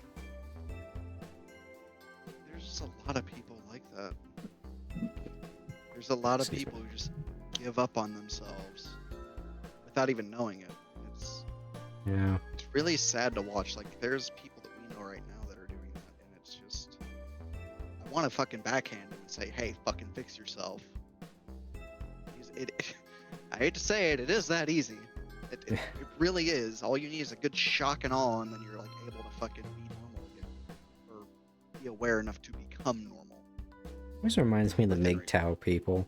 Like, yeah, I know everyone laughs at the MGTOW people now for obvious reasons, but that just really goes to show you what happens when you give up, is you just become very bitter and angry at the world, and you're just gonna die of a heart attack sooner. And there's no happy outcomes there. Just gotta keep trying and keep your chin up. There's just so much shit. Like that just, once again, it goes back to like the loneliness and fucking dating app shit. It's just like, shit goes south pretty quick. It is a very fast spiral downwards.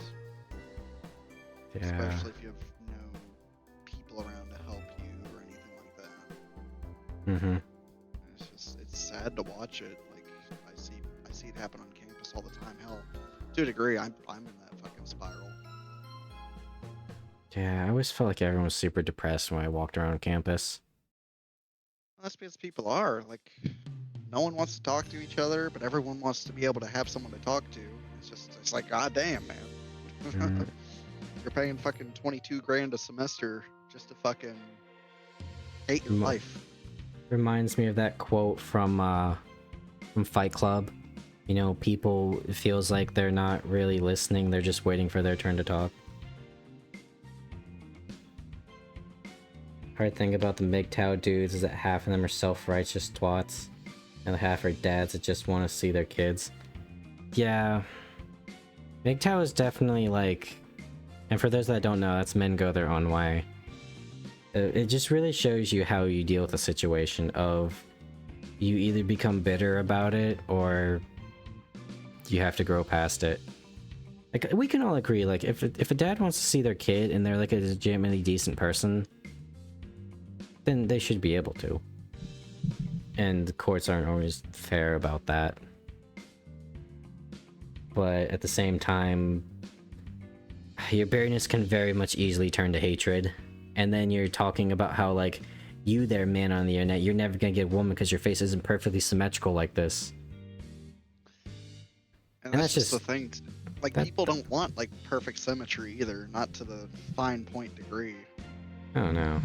Human beauty is a very fluid thing. Like, the one thing I am absolutely against, and I will always be against this, but is putting overweight people on a pedestal and being like, oh, fat acceptance. No, you shouldn't be fucking fat. Like, respectfully to anyone in chat who's overweight, fucking fix yourself, because that shit is not okay. That is an actual detriment to your entire body and to your family and to your fucking children if you ever have them. Like, it's really like, my dad was 500 pounds when I was growing up, and that shit was fucking terrible. That reminds me of like, it is when I was in my childhood psychology of like the example of what happens when your kid shits in the litter box instead of the toilet. And as a chubby cripple, I agree. I salute you. You know, the best way to pretty much handle that situation is pretty much say like, good job, honey, but next time let's try the toilet, okay? Because, you know, if you just shame them, then they're never gonna shit ever again.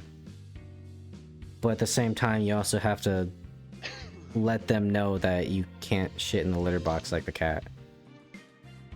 Like, There's always a balance. like there's an influx of overweight people at the gym that I've noticed recently, and Mhm. I've seen them doing things poorly. Like just they've never been to a gym before, and I've tried helping. Oh, I dropped my cough drop. I'm sad. I have to throw it away. By the way, I want to point out that these people are apparently in February going to the gym. Good for them. Normally it's just January. Well, some of these people are just now getting into it, which is kind of sad, but at the same time, very happy that they're doing it. Yeah. They're aware. But like, there's people that go in there and they don't do things correctly, and I have very politely like tried to help them. Like, hey, if you try doing it this way, it'll hurt just a little bit more, like minuscule levels of hurting more or Mhm. being more effort.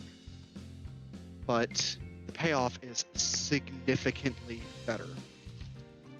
Or like, hey, maybe try eating less carbs and eating more protein. Protein also makes you feel more full, so you'll be eating less food overall, but enjoy your food more. It's like, no, I like the taste of food. Well, that's your problem. But coming from someone who's 240 odd pounds, at some point, it's not. At that point, it is a willpower thing. And going back to the internet where everything's on demand all the time now, your willpower is basically an issue. Yeah, like within 30 minutes of now, if I went online and made a phone call, I could either have food delivered, alcohol delivered. I wouldn't even have to leave my fucking dorm. I could call a fucking stripper over and have sex. Like, it's that easy. It is. It's No, eroded it's our just brains. instant gratification. The effort of getting anything no longer matters to anybody. It really is like the subject of the rat, where they hooked electrodes up to his brain and gave him an orgasm on command button.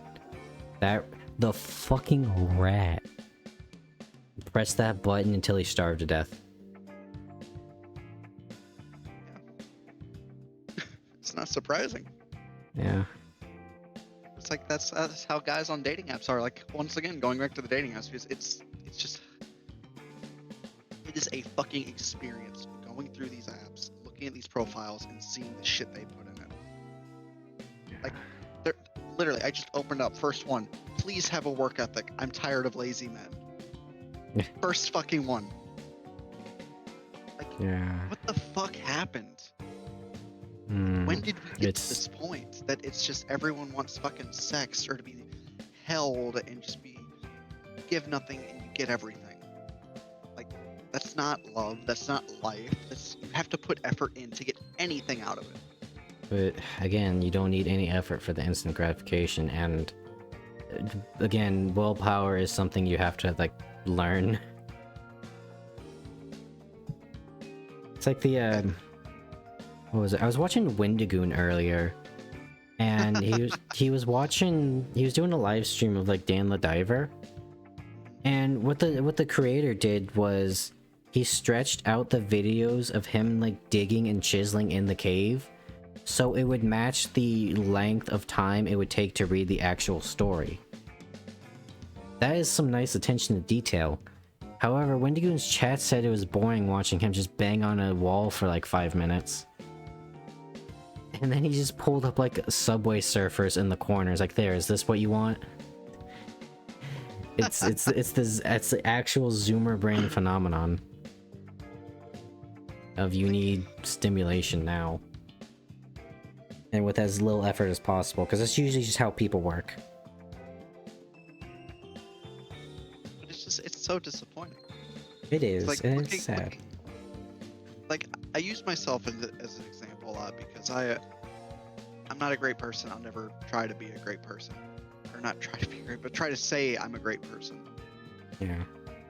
But looking back to the time specifically where I was sober, where I didn't like drink myself to death or smoke myself to death, I'd say I was a pretty damn good person, a pretty nice person. I was attentive to a lot of people. I was helping people out. I was a good person to be around and to talk to. Because I didn't want that instant gratification. I don't care about that. I still don't give a shit about it. Mm-hmm. I'd rather have some form of connection or some form of help. Like a mutual friend of me and Hawke's, Twizzy, I've known them a very long time ago. They've since separated from our main friend group. I don't blame them. But I Same still reason talk we with did. them daily.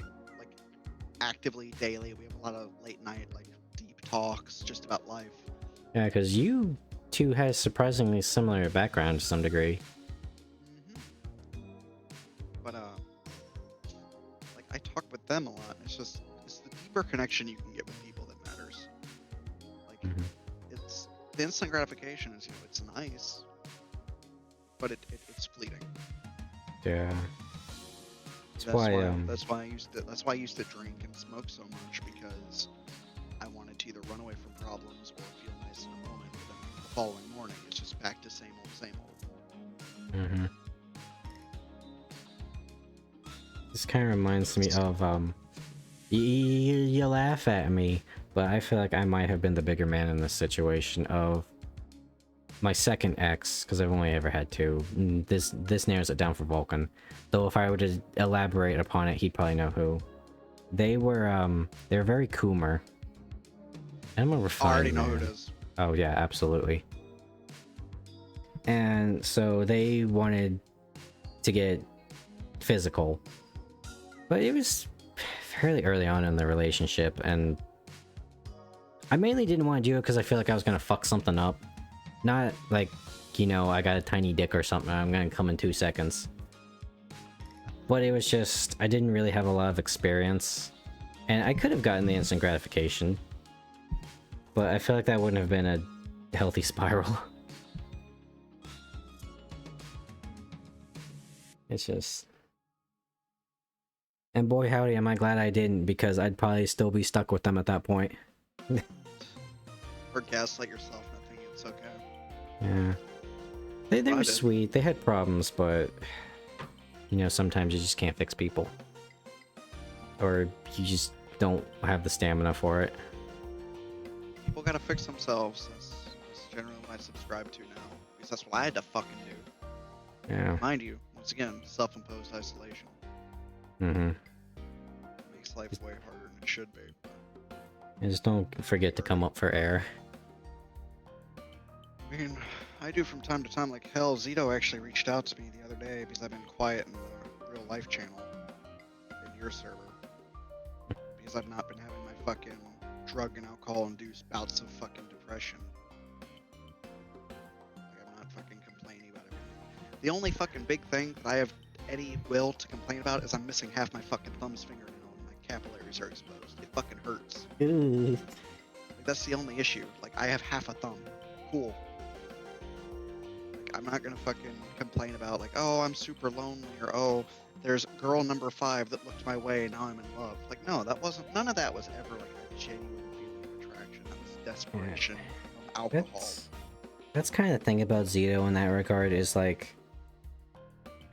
I feel like if it was just him, you probably would have kept going, because he I feel like he kind of likes that,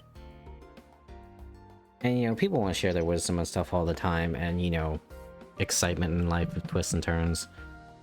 But after like girl number 3 of you panicking, I started making jokes about it to try and disarm you. And it worked. That's generally what started to drag me out of it. Yeah, because He just It's kept not egging healthy me to keep on, it. and I'm like, well, it's not healthy at all. yeah, that's why I don't really talk. My behavior towards people recently has been abysmal, and I feel like I need to apologize, but like, there's like no point now. That's why I don't really talk so much in real life, because I used to like talk about some of the fucked up dreams I had, but then he started trying to psychoanalyze me. Like, I did see an Ogre Girl Kazuki, very nice. Well, I'm gonna have to show you what a real monster girl is later. But yeah, like he reached out to me about my thumb. No, that was our collective agreement. It was mid. The Yeah, but I don't have a filter. I'll just say it how it is. Hawke will sugarcoat it. I'll just say it. But yeah, was Zito reaching out to me like about my thumb and shit? Oh fuck! I don't want to like. I'm gonna dig through the DMs just so I can actually be accurate with what I'm saying. mm-hmm. I said like, oh yeah, the capillaries are exposed because that's what they are. Like, that's the nail bed is exposed. The blood vessels are literally underneath a tiny sliver of skin. And he says, oh, you know, it can get infected, like blah blah blah. You gotta be careful. You gotta go to a doctor. You gotta have it wrapped up. You gotta do all this shit. Like motherfucker, I was a pre-med student. I excelled in medicine. I know what the fuck's wrong with my thumb. I know how to fix it. I couldn't say that to him because I don't want to fucking tell him off. Yeah, like, you don't want to be mean. I am the it's just- sauce master. He's just over analyzing shit. And I'm like, dude, He really is very high intelligence, very low wisdom, it seems.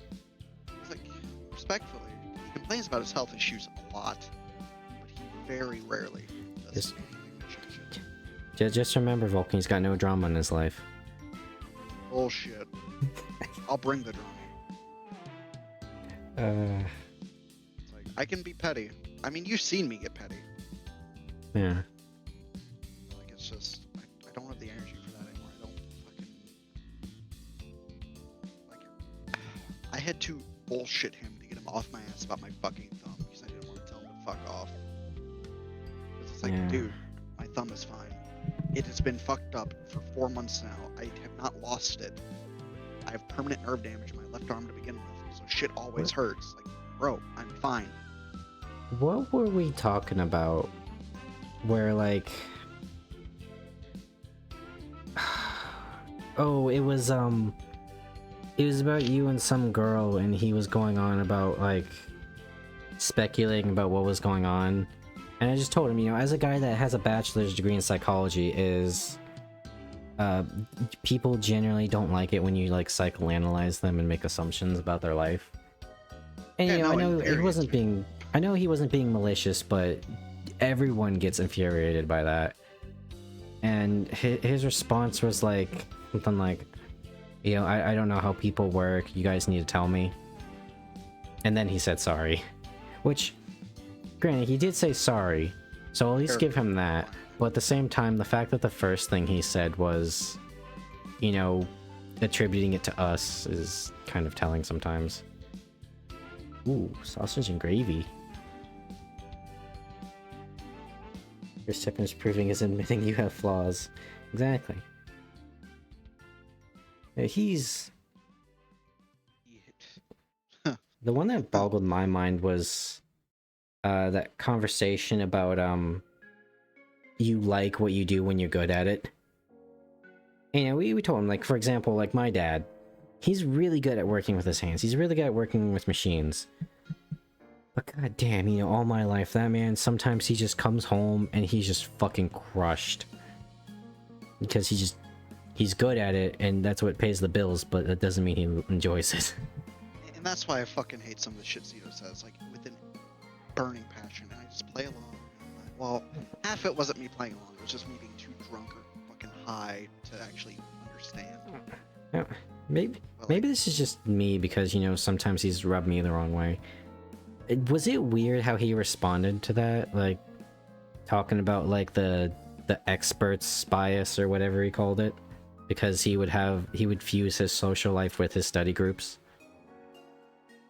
Yeah, oh, Kazuki, I did underwater welding briefly. It's actually not as dangerous as people say it is. Sorry, Hawke, I'm sorry. I saw something about welding and my monkey brain was like, neuron. Oh, no, you're fine, because this is a really weird one. It just... When he gave, like, that, like, kind of, like, scientific explanation of why he was wrong, it felt kind of weird. Yeah, if you say enough words, you confuse enough people that whatever you say is true. That's just how it is. And that's, like, when I was on, I think it was, like, girl number 3 or before that I was fucking just losing my mind about.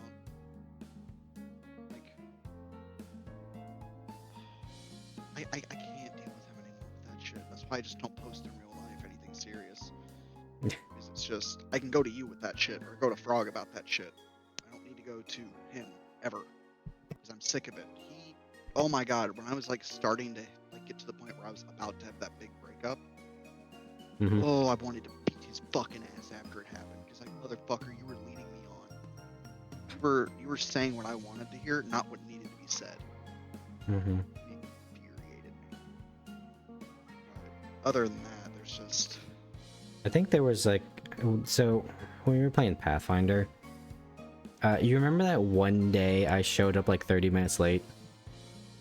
Oh yeah, was that the day he gave you a lot of shit for it? No, so the night before, it's just multiple times I've talked to him about, like, we're kind of just doing combat after combat. Maybe we can do like some town stuff. Because in Rise of the Rune Lords, for a good chunk of the first act, which is what we did, was exploring the town and getting to know the people. And my character was very entwined with that noble guy. And so, for example, just how much of a wet blanket I felt like. That guy immediately rolled a nat 20 on his sense motive and knew I was investigating him, and he immediately fucked off. So, I had grievances like that. And so there's one night where I just kind of like put out points. Cringy as it was, I just got so mad I kind of wrote a manifesto of like some of the things that, this is really weird. I don't know why you have an NPC party member here that is a blaster, summoner, healer, cleric that can do knowledge checks. And just things like that. And I just wasn't happy with how some of the things went. And I feel like he kind of gaslighted me a little bit. Well, that's what he's good at. That's what he did to me constantly. He would take advantage of the fact I was always high. Like, I'd start smoking at noon, which I'm sure you fucking caught on to that real quick when I started doing it. It's but, like, oh my god. I'm so fucking done with him. Because it's just like, I don't hate him. I like, if he ever sees this VOD, like, I don't hate you. But, like, yeah, same here. I mean, he won't see this VOD. But, he definitely has some issues, and I can relent on some of that. yeah. Also, Lae'zel was being barbaric, so we had to put her down. Yeah, like, he just kept like gaslighting me, and it was really upsetting because I believed it because I had nothing else going on. I didn't have friends. You were barely online half the time. Frog was really online, and I didn't want to bother you with more fucking ramblings because that's all it was for like 3 months. If there is someone you're having a problem with in the servers, you just come to me, and I'll take care of it. I'll try to be discreet about it, because, there were a few times where he wasn't very discreet. Like, Oh yeah. it's coming to my attention that some of us are having issues with the group. Well, Frog's is like the most chill dude ever. Rob's his butt buddy, and you weren't there a lot of the time, just because of life. Oh yeah. Like, I wonder if that just leaves me. Really does. It's just, man. It's just. I appreciate that about you, Kazuki. There's a lot in RDMs where he like tries to impose his own ideals onto me. And it's like, dude, no, I know me better than you know me. And now that I'm actually, sober and can actually think critically, like I look back, like kind of going back to like looking back on things, like learning from your lessons or learning from life. It's looking back on the DMs when I was having issues, I'm infuriated by them because they all just, there's no point in them being there. There's no point in any of that going on. Discord drama is really stupid. It is, and sometimes you just gotta bail. I mean, this is beyond Discord drama, though. This is, getting to the point where it's real life drama bullshit. Because it is, quite literally, my life mixing with bullshit. Let's see. I feel like it, from what I've gathered here, is like, here's the difference between me and Zito, is I try to assume I do not know everything what's going on. Like, when you're having issues with your girlfriend, I didn't say too much, because, you know, you were my only source, and there could have been something going on. Yeah. But, so here's an example of why I learned this the hard way. There was someone I met on Discord, and they asked me about, you know, forgiving someone. And, you know, they were very vague about it, and, you know, around that time, isn't normal Discord trauma, it's advanced. Yeah. But, so, you know, they asked me about, like, you know, how do you, to what degree do you forgive someone?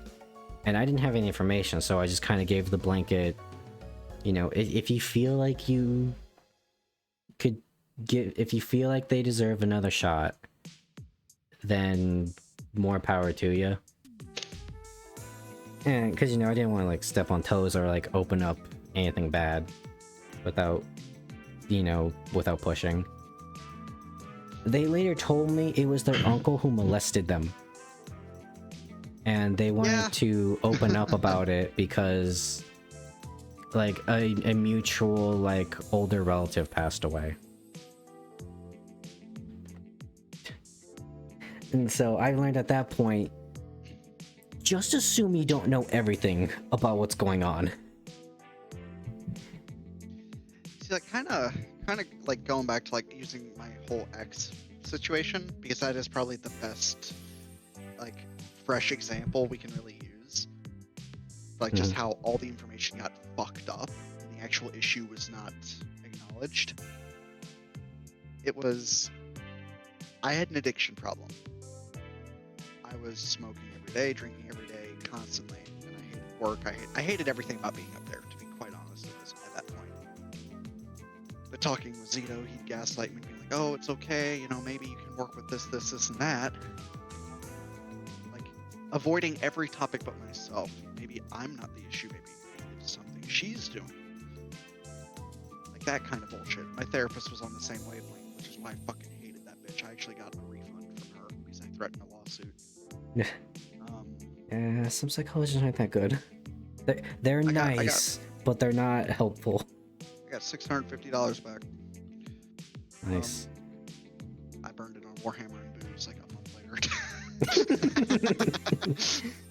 But I digress.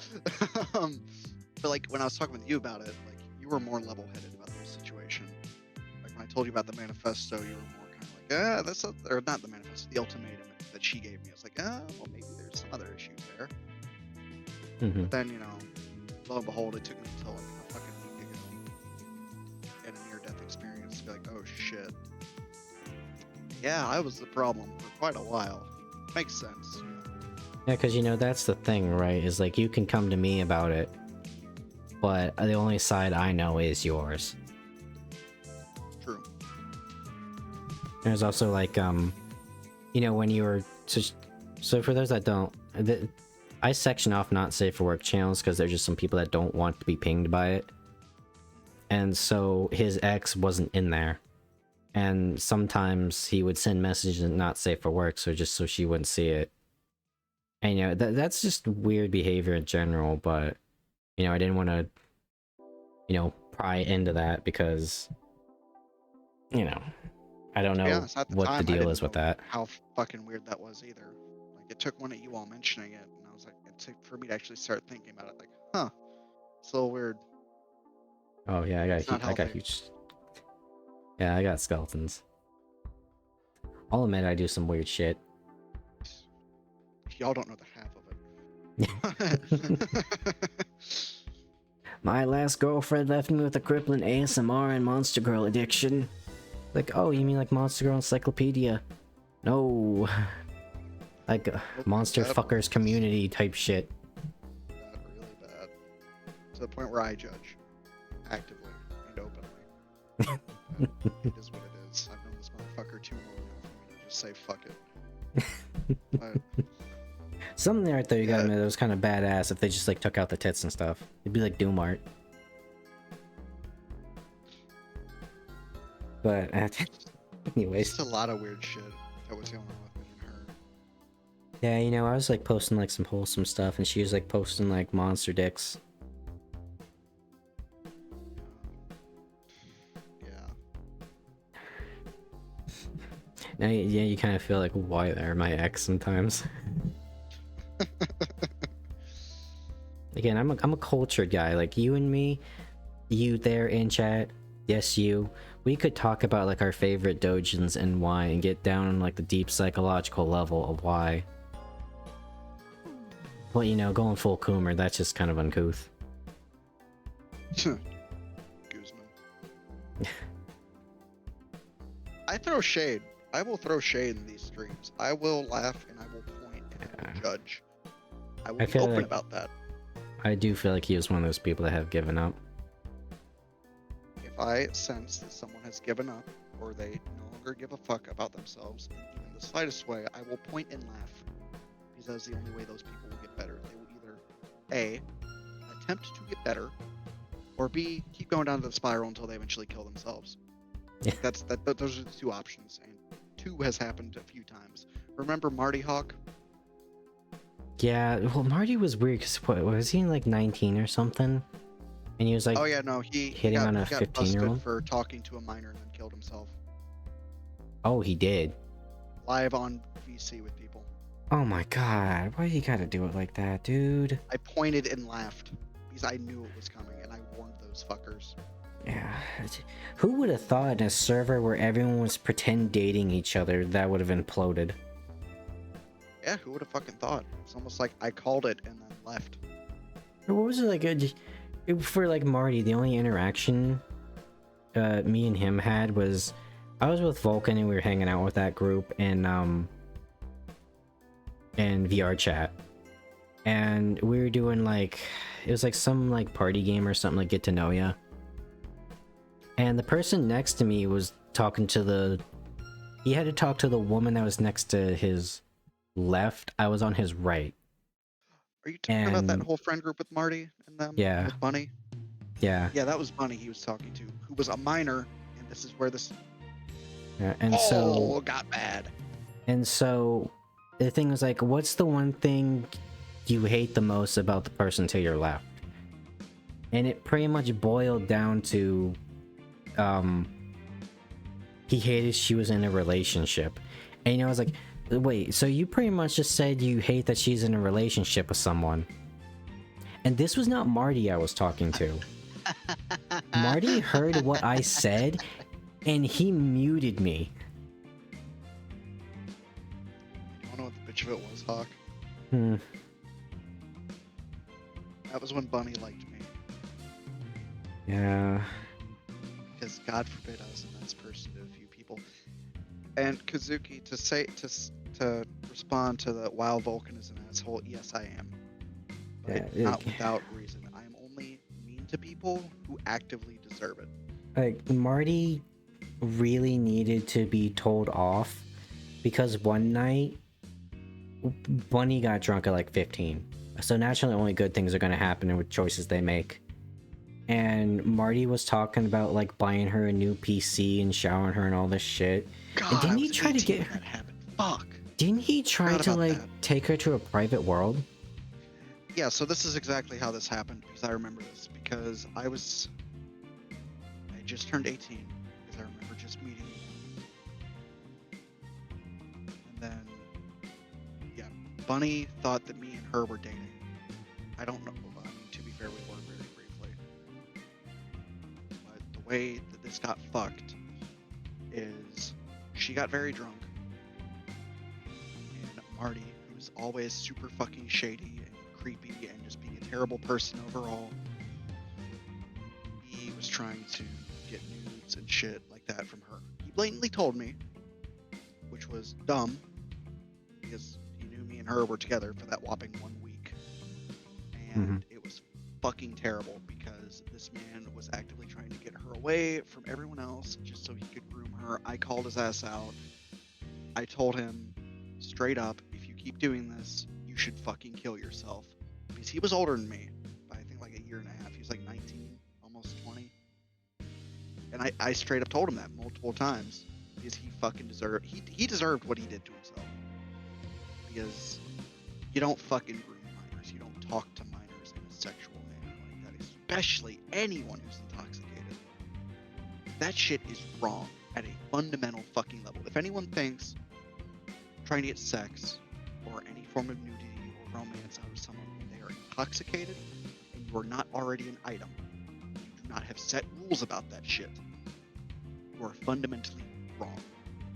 And this man kept doing that constantly to the point where Bunny was afraid.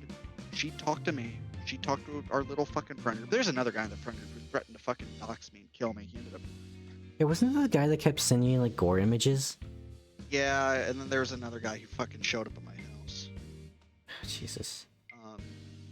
But yeah, there's some... Discord does have an age checking thing. You can easily lie about it. It's not... Yeah, that is the problem with the internet.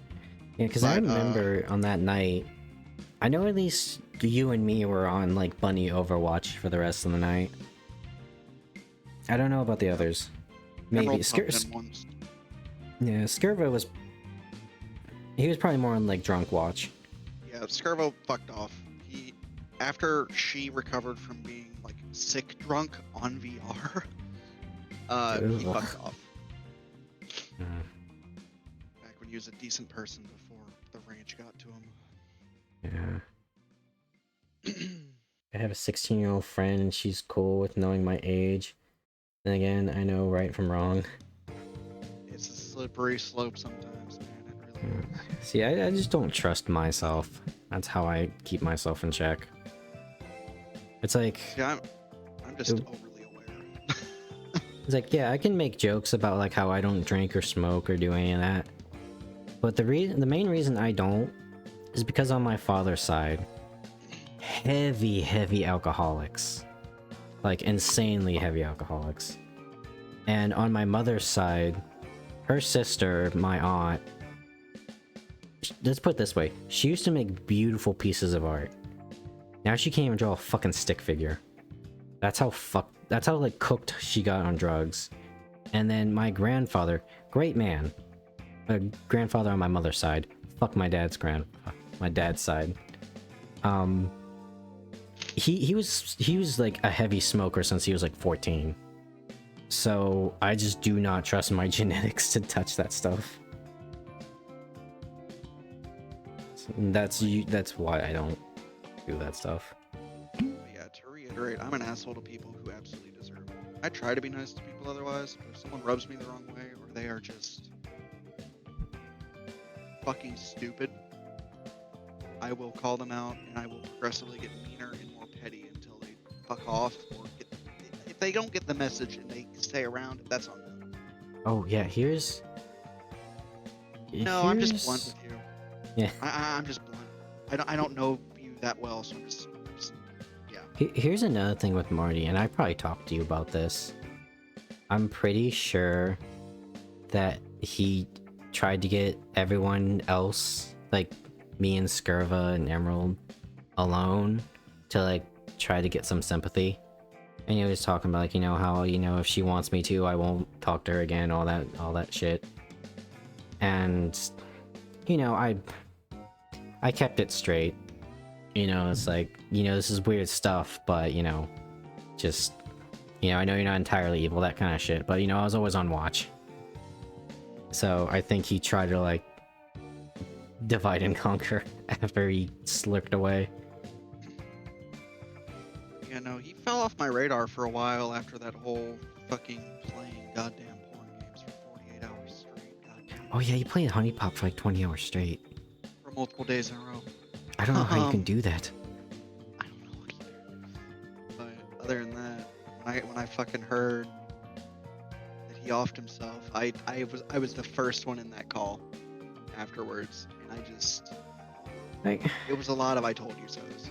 And here's the thing, I hate death. I'm a very passive person. I will kill a motherfucker if I need to save someone. It's just who I am. I'm Why very did- desensitized to death, but I hate it. But the fact he did it on Video call. Video call. I saw it. Oh my god. He wanted dude. attention. Yeah. That's all like, he ever wanted. He only wanted pity. He didn't give a Don't fuck put about other it. people through that.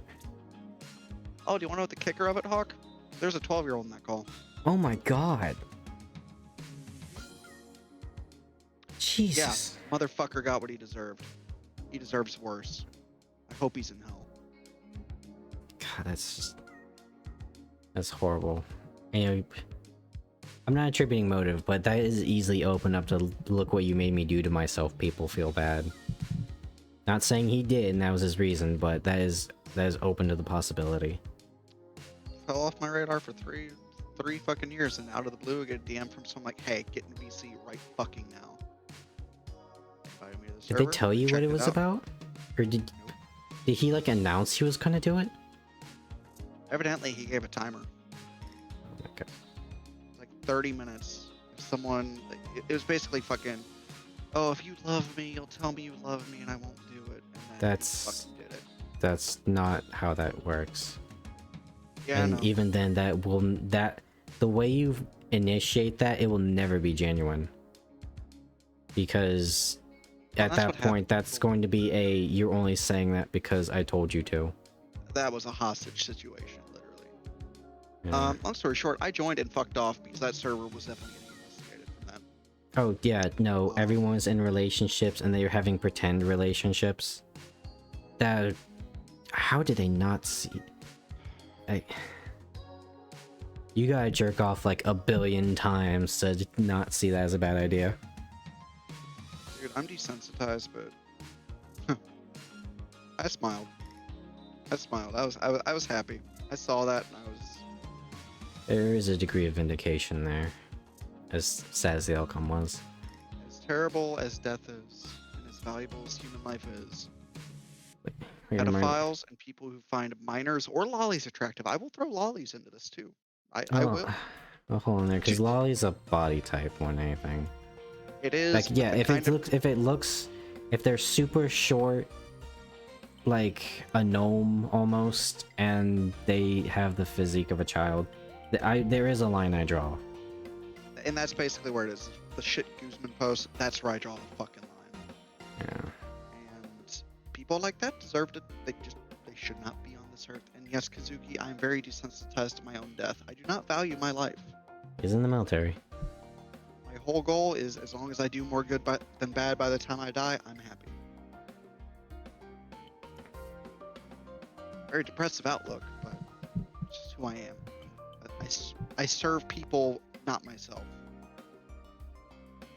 And this whole conversation makes me realize I was probably the safest bet bouncing out of plunder when I did. Oh yeah, no, I need a fucking napalm that fucking server. I was Get my looking in there name. earlier just because I hate having a Discord channel with like things I haven't been up to date on. You know, it's just the little like dots. But there hasn't been anything there for like several days. Which, you know, if they all like got in their own server and just start They talking, all their own shit. more power to them. That's what I did. And I stopped stressing afterwards. Maybe live in the Souls universe then. There's a fine line between actively seeking suicide and desensitizing myself to my own death. Yeah.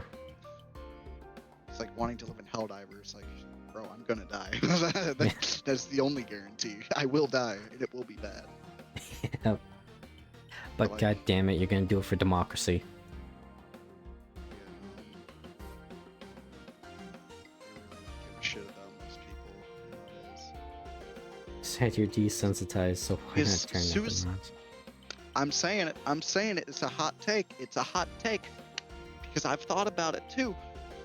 Anyone who thinks about suicide as an end goal is an absolute fucking bitch. And at that point, fucking, I'm not gonna say go for it, but if you're that hopeless, fucking fix yourself. That's how I believe it. It's just, Yeah, it's just I don't. You were off the ball there a little bit. Living through true suffering is not the goal. Desensitized and suffering are two very different things. Yeah, you just get used to it when you're desensitized. Like, yeah, that's just it. Like, I mean, for fuck's sake, my Instagram looks like Live Leak.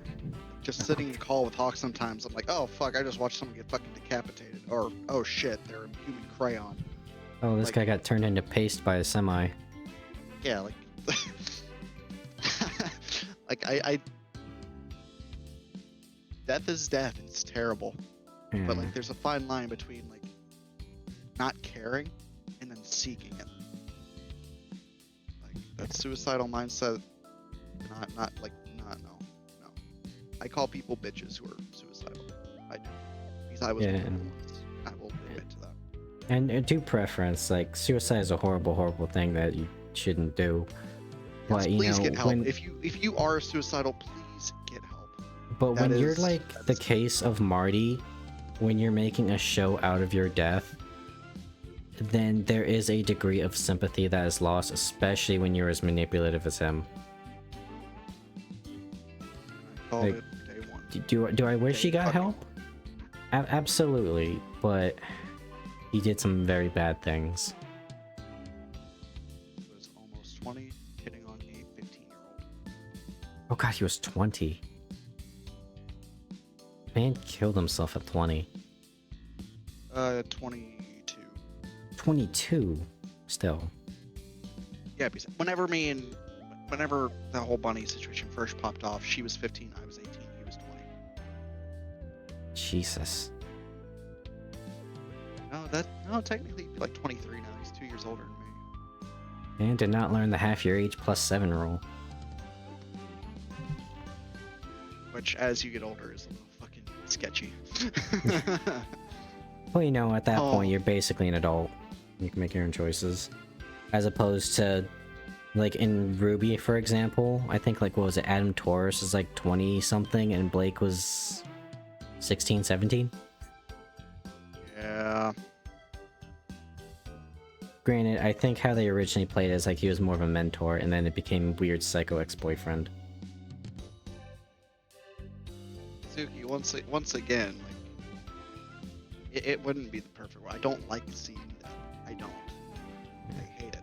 It's just, it doesn't, It just doesn't faze me. yeah, it doesn't affect you. Like, I don't dream about it. I don't have like these nightmares or like bullshit like It's that. It's like, just- It's there. if- It's part of life. It's nature. it's the mentality of if you see death every day, then what's seeing death to you at that point? You know, it's not anything special. Like, I'm human. I'll still cry over close family members dying, loved ones dying. Like, But if like, it's a stranger, I don't care. I don't want to see it. I'd rather not see it. But it's part of life. People die. Yeah. and we are both fully aware that this is not a healthy view to have. No, not at all. I mean, disregard Having for a life disregard is, for life is a sin. But I'm not saying I have a disregard for life. you know, it's like, you know, if you have to kill a lot of people to like defend your home, you're not gonna be like in the movies where you kill your first person and you vomit from the shock. You know, No, you're just not you gonna will have that finish it. because you've done it so many times at that point that you just psychologically you just move on. And to go off kind of the scripture here, all life is valuable. I may not live directly by the Bible and say like because like, oh, human life is better than animal. Because some people go off that and that's how they interpret it. All life to me is valuable. All life is precious, and it should be preserved. But sometimes it can't be. It's just that is part of life. People die, things die. And no, I would not be okay with a nuke hitting everything except me. Like you're misunderstanding that I am desensitized. I can see it, and it will not cause a shock reaction from me. That's just how I am. But I still feel for it. I still care about it to a certain extent. I don't want to see it. I don't want to have to hear about it or witness it. It's horrible. It absolutely is horrible. Any death, any violence. But again, if I were to see a nuke happen, what would I do? Would I cry? Probably. It's like this. Like, let's say you work in customer service again, and it's your first day, and someone just gets in your face and just starts berating you. Like, obviously you're going to be upset. But if you like then proceed to work there for 5 years and the same thing happens to you like at least like 3-4 times a week, eventually you're not going to be affected by that person, like by these people getting in your face, because there's a psychological like dulling there, mostly probably just to protect your sanity. And take into account, Chad, I don't like talking about my past too often. I will use many more recent examples to teach a lesson or to explain something better. Hawke knows this more than most people. I've had a rough life. I'm young, sure, but I've been through it, and it's fine. Like, I'm not going to complain about it. But my outlook on things is going to be far different and far more desensitized in a lot of ways than the great majority of people. Tried to become an emotionless shell once, couldn't do it. You don't want that. No, and like I'll blatantly say I'm not an emotionless shell either. Like, You just become a, was it sociopath, I believe, where it's like, ah yes, I took the brakes out of their car, I feel nothing, they died horribly, but that's you know basically what, they had it an coming. emotionless shell would be. Yeah. Like me, like I still feel for people. I do. I hate it when something bad happens. Yeah, like you can watch like I'm very in touch with my emotion. I'm able to control it. That's what I'm trying to get at. yeah, so like let's say like a helicopter falls on a bunch of people. Vulcan would still be shocked by it, but you know, he wouldn't be there screaming probably. He'd still help, but you know, the idea of, you know, someone dying just doesn't shock him. Like that's just it. I'd be the one to help. I wouldn't be in shock, screaming. Like that's just not who I am. It's not what I've been trained to do even. Mm-hmm. I'm a very, I see something happen, I jump into action person. Or if something bad happens, like a loved one dies, can't do much about it. In my mind, it's just why get so angry or upset about it? It's life. Like I'm a very in tune with nature kind of person. That's just the best way I can put it. Like when it comes to death, it's part of life. I go hunting, I kill animals, I take what I need, I use everything I can. And then anything I have left over, I give away. Like, that's just how I am. And the same goes, I guess, for just like the way you view life in general. You don't want to. Excuse me. You're No, like the I'm Joker. far from the Joker. Yeah, the Joker has Joker's no insane. qualms He about has no killing disregard. people. Yeah, He blasts a woman in front of her husband in the face, and he thinks it's funny. Like well, I guess I can kind of share this. I've had a few occasions where I've almost had to get in a fight and really fuck someone up. Between either, you know, just injury or just outright killing them. There's a few times I've been in a situation like that. I don't like it. It is what it is. But I'm not gonna. I de-escalate the situation. I don't want to fight. I don't want to kill. But I will do it because I'm very good at it. I am a very good shot. I'm very good in a pinch. But it's not something I enjoy. And that's what some people have told me. You know, you shouldn't have joined the military if you're against killing. Well, no. Because I'm not going into the army to be a killer.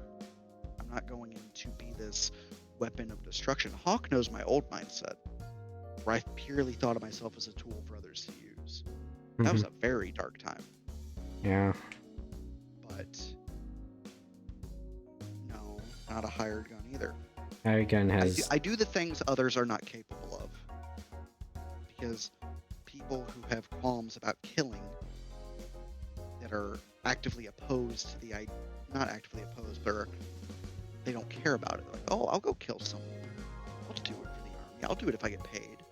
Those are the people you don't want in the military. Those are the people you do not want on the front lines. You want the people who would rather find another way. Maybe not on the front lines, because you do need a backline force. But you want your leaders to be the level-headed ones. I wouldn't say I'm level-headed. Far from it. I'm very emotional. I've been very impulsive. ADHD's a bitch. But I don't want to kill. I don't like violence, but I'm good at it. Yeah, and I grew up around hunting. There are bad people in the world, and sometimes you do have to pull out the gun. That is a definitely more noble ideal of what you're going for, Vulcan.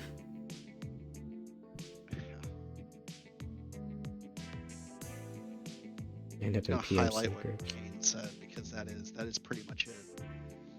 The people who want to kill, that's where they end up. Like, that's just it. Like, when I said I pointed and laughed at the whole Marty situation, with him offing himself and me having to see his fucking, I'm not gonna go into it, Twitch TOS. A job, that's the wrong mindset too.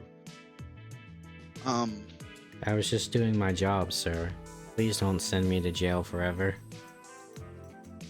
But when I say I point and laugh at that, it's because that is something that genuinely, maybe not deserved, but it was a far better outcome than him grooming more minors, him soliciting more nudes from children. Yeah. Yeah. It's just... Oofing himself. And also, it was like... What was it, Vulcan? It was like 3-4 years that could have prevented that whole thing. And you called it out all that time ago.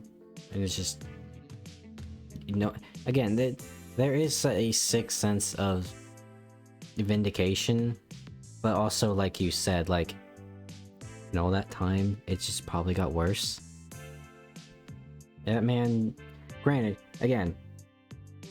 If we had it our way, he'd probably get help, and he'd be a functioning member of society, and he would get over all the evils that are in his heart. But he didn't want help. He didn't. Aware of what he was doing. Yeah, it's just. And again, it is sad it came to that.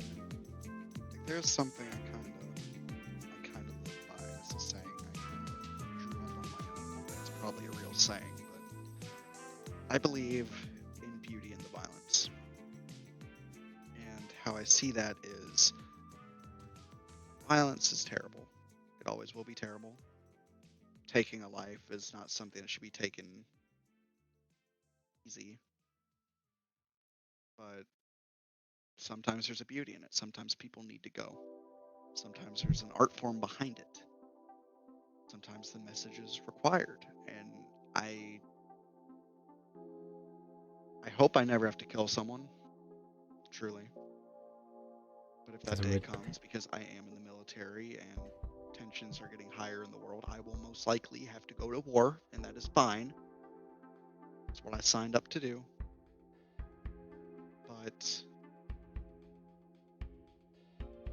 I'm not going to do it like, oh, I see this fucking Taliban child running away. Oh, oops, the village is gone. I'm not going to be like that.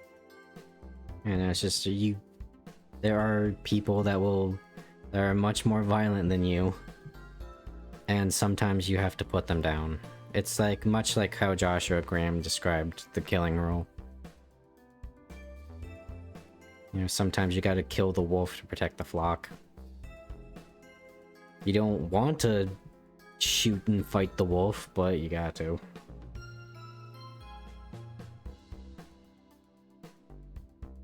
Maybe we'll check the Ripper. No, don't even put that name in association with me. We don't need no Jack the Dripper.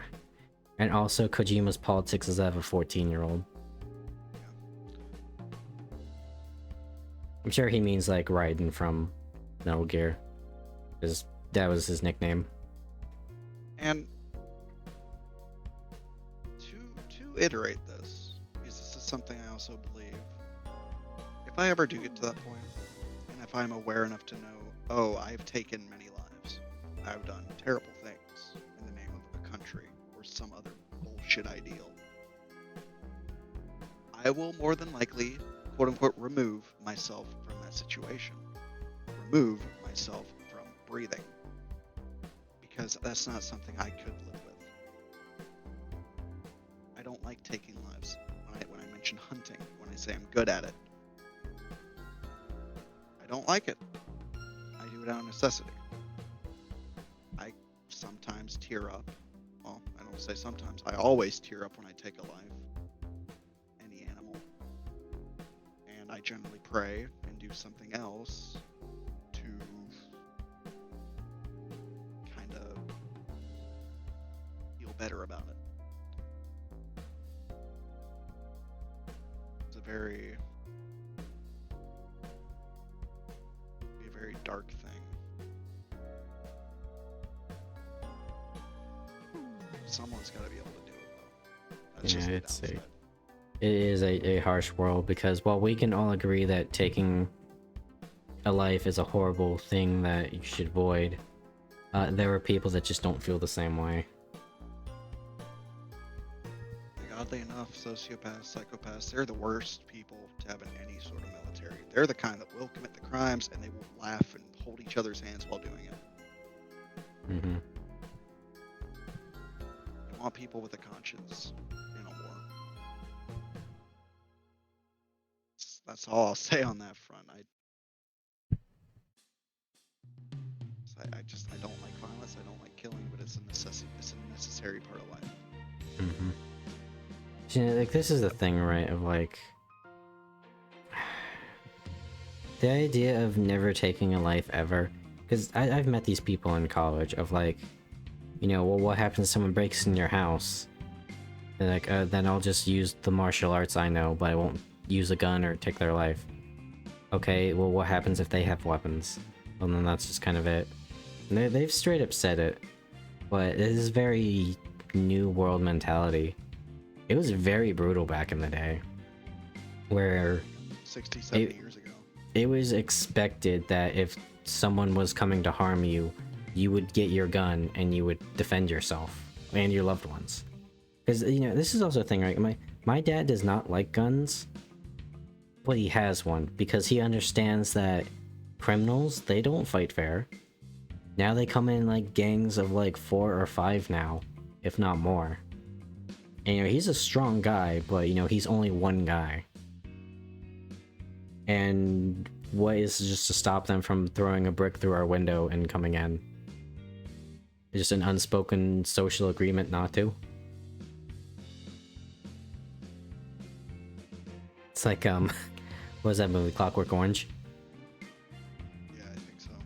They just went around and just did horrible, horrible things because they just felt like it. And most people just didn't stop them because it was sudden. And I do want to iterate this real quick too, for my statements and overall just everything that I've said. As iffy as topics as it can be, I don't want my name attributed to anything. No correlations to characters, no correlations to grand ideals or things like that. I'm just a dude on the internet you just so happen to see. So happen to hear. I'm not special. My ideals are not special. I'm just a dude. You can agree with what I say, you can hate what I say, you can hate me, I don't care. I just do not want any grand ideals of any type associated to my words. Yeah, because I mean, That's all I'll say on that. despite the topics we have touched on tonight, I mean, we've been pretty balanced. Like, we've clearly stated that we feel for people that are in need, but at the same time, we also have to realize that sometimes people do bad things. Sometimes a motherfucker's gotta die. Yeah. That's And just the obviously, easiest way I can put it. and if you can help them, then you should make the effort to. These are not very bold opinions. I don't want to just let someone to fucking die or, you know, circle the drain. Like, you don't want that. You never want that. But sometimes it happens. Yeah, It's like a dark thing. like with the Mario thing, like I think we can all feel for him to a degree because the man just had some crippling demons within him, and you know, we've all had those problems. But yeah, at the same Demons, time, drugs, and alcohol. I'll admit it. but this is the thing that like I got a lot of dirty looks for when it came to my like psychology classes, was a lot of psychologists, and you kind of see this a lot with teachers too, I think, of because you can psychologically piece together why they did something, that does not excuse their behavior. You No, know, it's like, absolutely not. it was like that what, who's that one chick from American Idol, the female judge? Was it Jennifer Lopez? I think so. There was like some movie where like she went into the mind of this serial killer who was kidnapping and basically doing like jigsaw level death traps. And you know, they like, you know, like, oh, this kid was severely beaten and he just grew up with the twisted version of sex and all that. And yeah, you can learn from why this guy was like this, and but at the same time you also have to keep in mind this is a sick fuck who has murdered multiple women. You know, a good example is like the old argument of, oh, well, your bully has a rough life at home and he copes with it by taking it out on people at school. Fuck that. I feel for the guy, but he shouldn't be beating up other kids and taking it out on them. They did absolutely nothing wrong.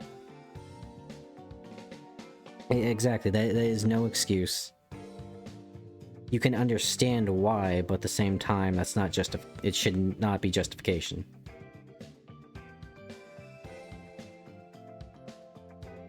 And somehow I got dirty looks from that. It made it seem like I wasn't compassionate, but I mean, I should probably show more compassion than them. Not tooting my own horn, it's just they were very shallow people. kind of being able to use like this stream, you know, honestly, like kind of using what Kazuki was saying in chat whenever we were first getting into my opinions on things. You know, this is kind of how it is. The way you say things sometimes can come across as harsh without any sort of a explanation behind it. Yeah, like I speak in hyperbole all the time. That doesn't mean I actually, like, you know, wish death on people. I'm just very cruel with my words. I don't sugarcoat it. I don't see a reason to. I have my intentions with what I say, and yeah, sometimes it does come off as pretty unnecessarily brutal. Yeah.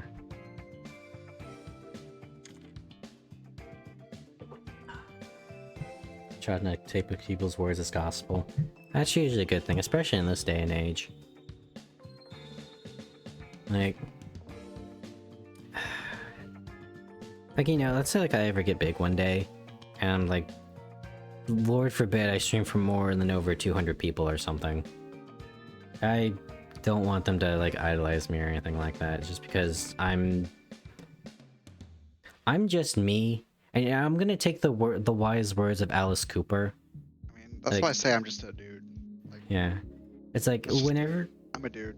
I'm here. whenever people try to like get Alice Cooper's politics and like try to get him, he would always say, "Are you really gonna take political advice from a rock star? You deserve what you get at that point." And it's gonna be like that for me as a streamer. Like, you don't follow my words because I'm just a guy that downloaded the free OBS and started pressing the start streaming button. You get what you get there. That's you drawing a random Yu-Gi-Oh card from the deck.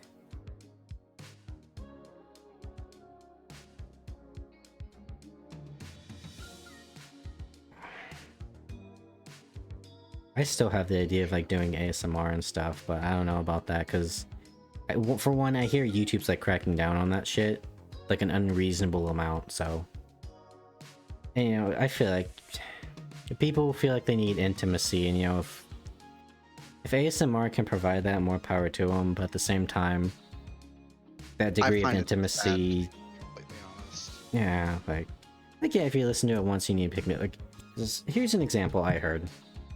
Was there was a guy who had his girlfriend was like studying in a state over or something, and they really weren't talking much, and that kind of got him through like the lack of intimacy. And then, you know, after everything got better, he just said, you know, thank you for all your help, ASMR lady. I'm good to go. I really won't be watching much of your stuff anymore, though. But then there's also that problem of, like, the faux intimacy also becomes, like, the buzzword parasocial. For all we know, you could be a psychopath. Not saying you are. Yeah, exactly. You never know. I could actually just have someone trapped in my closet right now. I'm in the closet still. That's why, like, fuck it. Like, maybe, yeah, one day, sure, if I ever have the $7,000 to make a VTuber model. That'd just be kinky. But, God, I never want to be, like, part of, like, the VTuber community, quote-unquote. Because there's some, people. Because anyone can do it if they got the money. And Yeah. I never liked the idea of communities. It's like, for example, the, I'm getting real spicy here. The LGBT... I don't even know what... I don't even know what the acronym is anymore at this point. No, I'll be. If you want someone to have a hot take about it and be mean about it, it'll be me. Well, it's just like, yeah, they act like they speak for all gay people. And you know, I've mentioned, yes, I'm straight, but if I was gay, I still wouldn't want them speaking on my behalf and trying to push things that I don't agree with because they've never met me. It's just, that's why I don't like groups, because they always take the habit of assuming what I want. And, you know, if they do something bad, then don't lump me in with them if I never agree with them in the first place. Don't forget the Two Spirits for Canadians. I think that's a new name now, I'm not sure. Then again, and, like, yeah, if you've got things going on, yeah, but I was there when the 72 genders thing was a thing. Like, we meme on it nowadays because it's kind of crazy. But people are very fervent about it. Society so fucking much. It's just, it was such a whiplash that all of a sudden, boom, there were 72 genders. You know, like, I'm fine. Do whatever you want as long as you don't hurt others or yourself. People always forget the yourself part, but that's just hitting the gas really fast. Oh, that's right. They put like LGBT plus, didn't they? Or A plus. And I'll say it on Twitch. Fuck the LGBTQ. They're fucking stupid. Yeah, it's just... There's a hot take, like, completely disassociate me from Hawke in this. I fucking hate it. It's coming from me. I'm pretty fruity. Again, so it's fucking stupid. It is the group thing for me. It's like, but maybe I'm not liberal. Maybe I just like being conservative so I don't have to pay taxes as much. You know? Because, you know, conservatism is generally like more small business stuff. Like small government, I should say, not small business. It's just... You know, it's like that thing, right? Of like, here's another example. We talk about games, Hawke. Funny enough, I can bring up the old Gamergate stuff, and it was always like the whole, like, you know, people are sexist, racist, all that. One of the things that just warmed my heart for humanity again was the "I'm not your shield" part that no one ever talks about. Where, like, it was like, okay, you portray, like, most gamers as, like, white guys.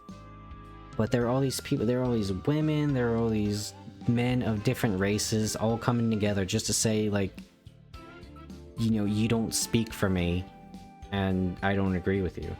You're killing the vibe a little.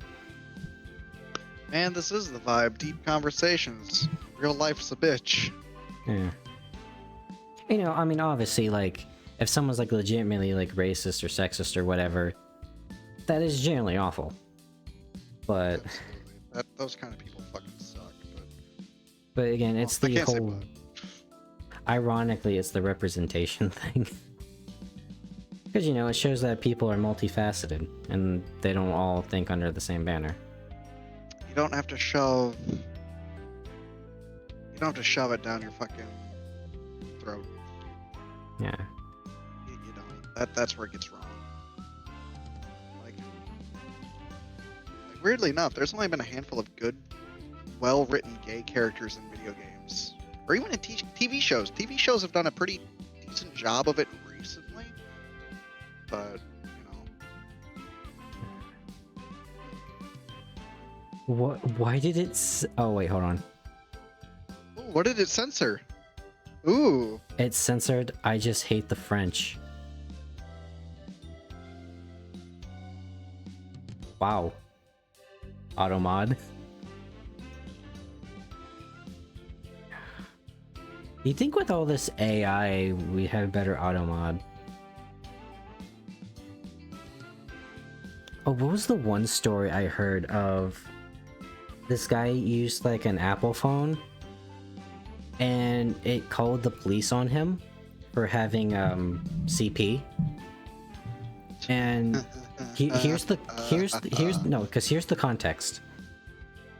His infant son had a horrible rash, and his doctor in a telephone interview asked, "Can you please take pictures so I can diagnose it?" And then Google picked it up as him having CP.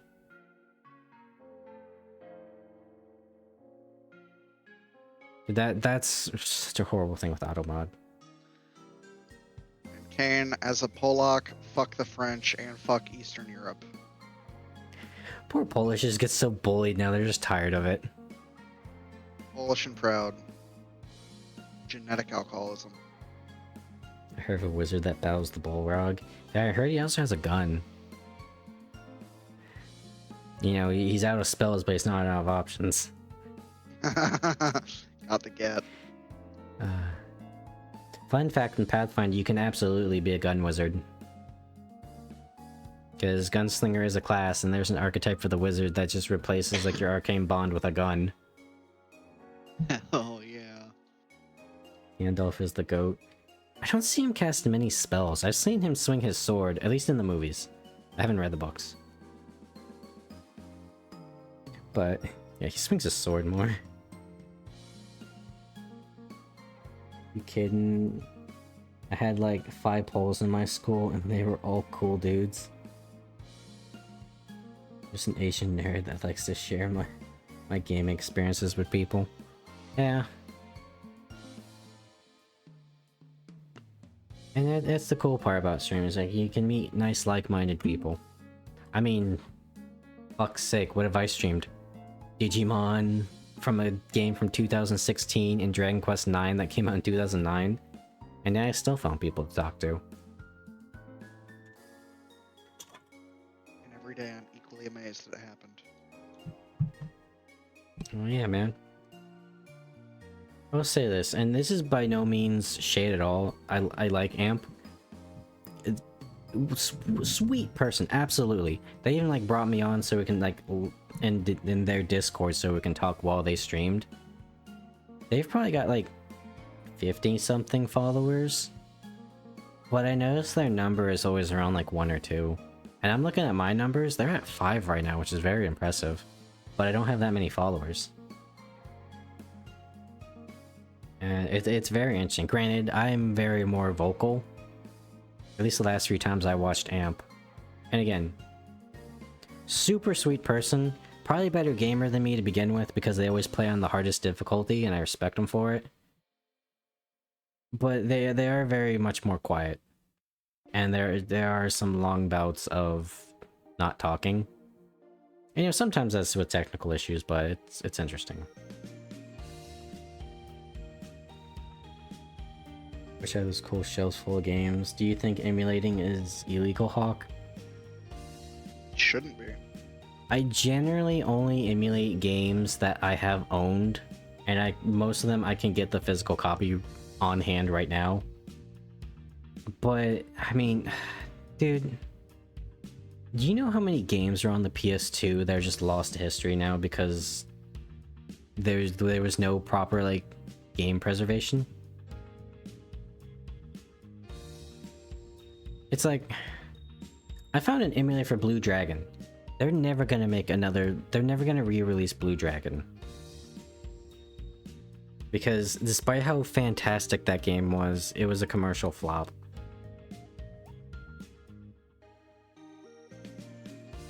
But yeah, I can see justifying emulation.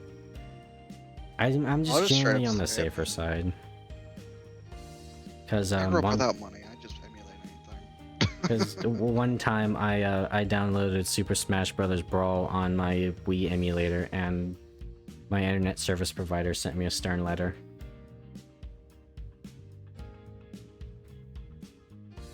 Yeah, so I'm just generally more careful, but I completely see the justification for it. Sometimes I'm like, what is Nintendo doing? Sue me for emulating a 35-year-old game. Yeah, but they're always gonna win that, because they've got Nintendo lawyers. And some people can't take the money hit. But I will agree that their policies are basically from the 1980s.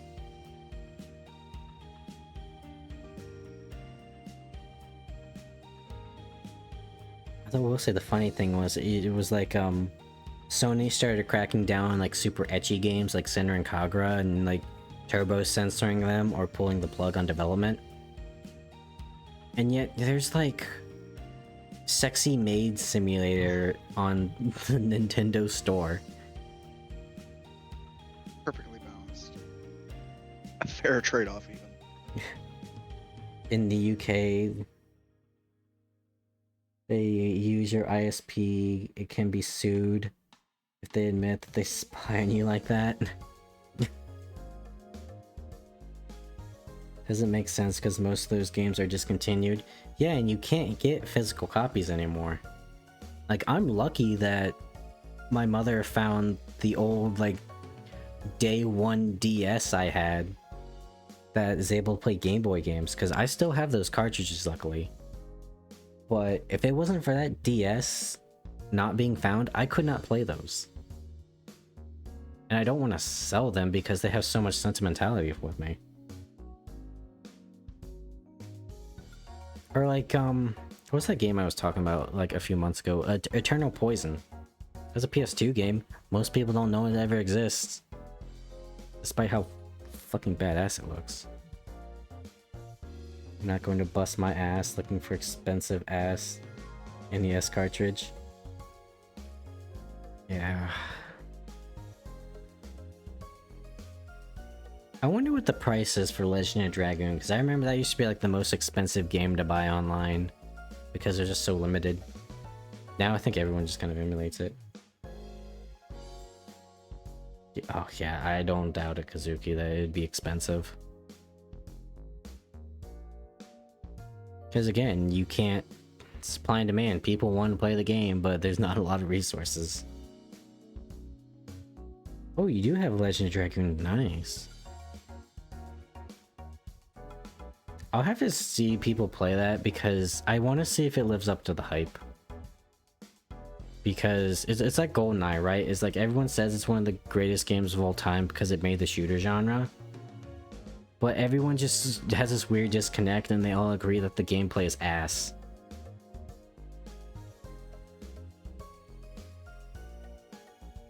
It's an odd one. Somehow I have an American one. Huh. I enjoy Dragon's Dogma. You haven't mentioned it. I did play the first one several years ago. Actually, probably when I was a teenager. Played a little bit of that. I'd have to like see the actual controversies with 2. On say silly things and the gameplay is fun. I remember you used to climb on monsters, but when I saw someone do it in Dragon Dogma 2, it looked not worth it because you burn so much stamina, and when you're out of stamina, you fall on your ass, and it takes you 7 minutes to get up. No, the anime does not do it justice. The anime was okay. It was very predictable, I'll say. Like, as soon as they got to, like, the second episode of This Is a Deadly Sin, I was like, okay, there's gonna be 7 episodes, and they're probably gonna spend, like, an episode fighting the dragon, and that's it. How many episodes actually were there? Let me look. Dragons... Dogma... Animation... Episodes, if I can spell. Yeah, there were 7 episodes. And yeah, because each of them were named after, like, episode 1 is called Wraths, 2 is Gluttony. Yep, and there was a lust one with like a succubus. You know what? I will be back in a second. I gotta go use the little boys' room because I drank so much water. Entertain them, Vulcan. God damn it. That is quite unfortunate. I am not the streamer type. I am the kind that plays off of Hawke's ramblings. I also zoned out for the past like 5 minutes. Actually, you know what? I got a better idea. I actually have I'll be right back screen. Oh, thank God. Okay, let me... My brother. Oh, but I still have to speak, don't I? That's quite unfortunate. No, I'm turning the video on. I didn't want to admit that I was Are you- alone. I've been alone for so long. So please, leave me be. I'm better off by myself. Got a better idea. Kill yourself. You going running out of restaurants? Oh, you want a fancier place where you like go to Applebee's? That's fancy, right?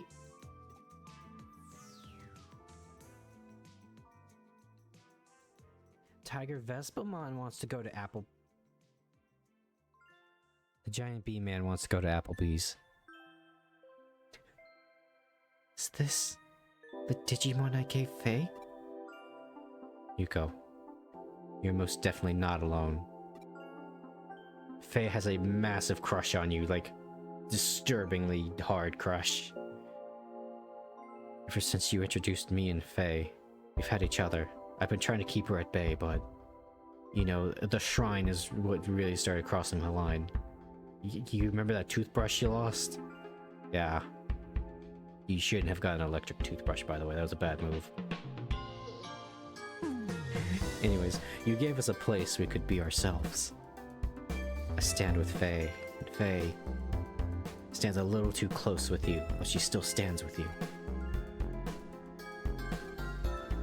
We are not helping the situation. Try to remember. Someone must have always been at your side. Even now.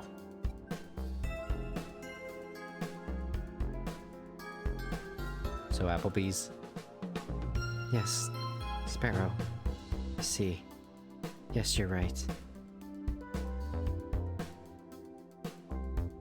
I remember something my father told me when I was little. I was crying. He said, "No one will ever be alone in the Eden your daddy is creating. No matter how far apart their bodies might be, they will still be able to reach out a hand to each other. That's what Eden is for. A cyberspace unbound by the laws of the physical world."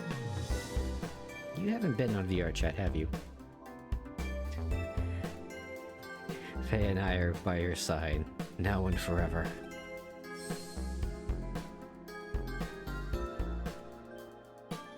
I think I'm finally starting to understand something Nokia said.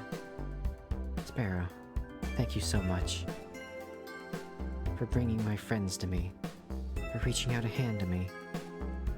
And for offering to pay for Applebee's. Now hold on, I didn't say I was paying. I'm just throwing the offer out there. I don't get paid a lot, okay? I'm in through here. Please, get me out of here. I want to be with all of you again.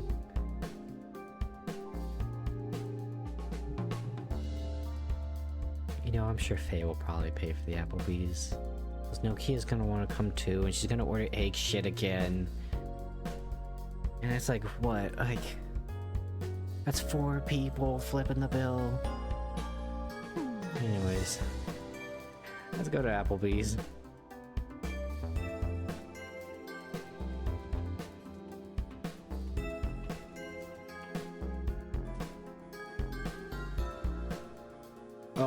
Excuse me? What the fuck are you doing in a school? Hello, didn't we meet before? Think back in Pelberg City? Let me introduce myself. My name's Scott. Is that your real name? I've been traveling everywhere in search of outstanding trainers. More specifically, I'm looking for Pokemon experts. So, what brings you to this Hello, school? chat. You a I trainer assume too? this is working because my OBS has been First frozen thing this you whole should do time. is have Pokemon learn the move Cut. Okay, you have no fucking clue what you're talking about. Hopefully it did. Let me turn the music down. If I remember correctly, someone this You know what? I mean, I can't really play, so I'm just gonna close Cyber Sleuth. That's been open this whole time. I was gonna say, yeah, it's been a pretty deep night overall. I kind of wish I didn't go on tangents about like death and shit, but other than that, it's been a pretty. Yeah. I mean, it seems like the two things we end up usually talking about is like dating, society, and funny enough, Bethesda games. The 3 things I hate most in life: dating, society, and Bethesda. Yo, dude, I feel like Bethesda might be like Blizzard. You know, there's just a. Don't Actually, say that. no, no. Don't I should say BioWare, because there is a large amount of women that love BioWare games. That is, oh my god, that is very true. Because I shit you not, dude. The first time I ever went in VR chat, I just hit it off and talked the entire night with a chick about Skyrim. So I feel like there's a connection that could be made from women in Bethesda games. Who knows? Now, so I know of another woman that like grew up on the Fallout games.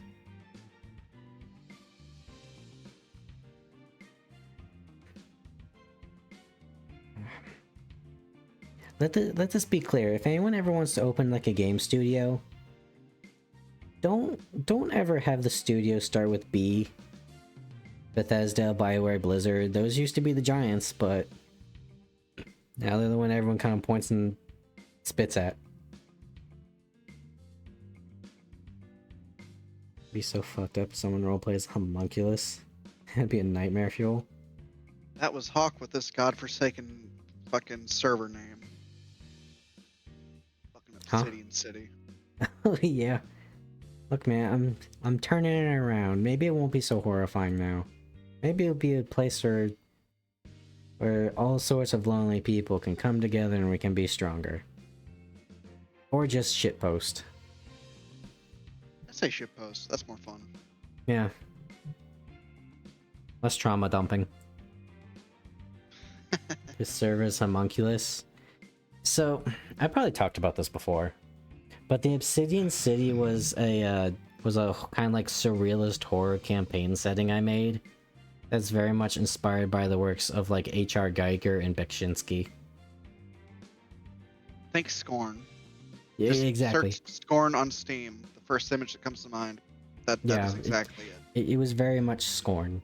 Except instead of grays, it was like oranges and browns. And black, obviously. God, I gotta get out of here. It was a cool setting. But I don't know, It was very fucked up.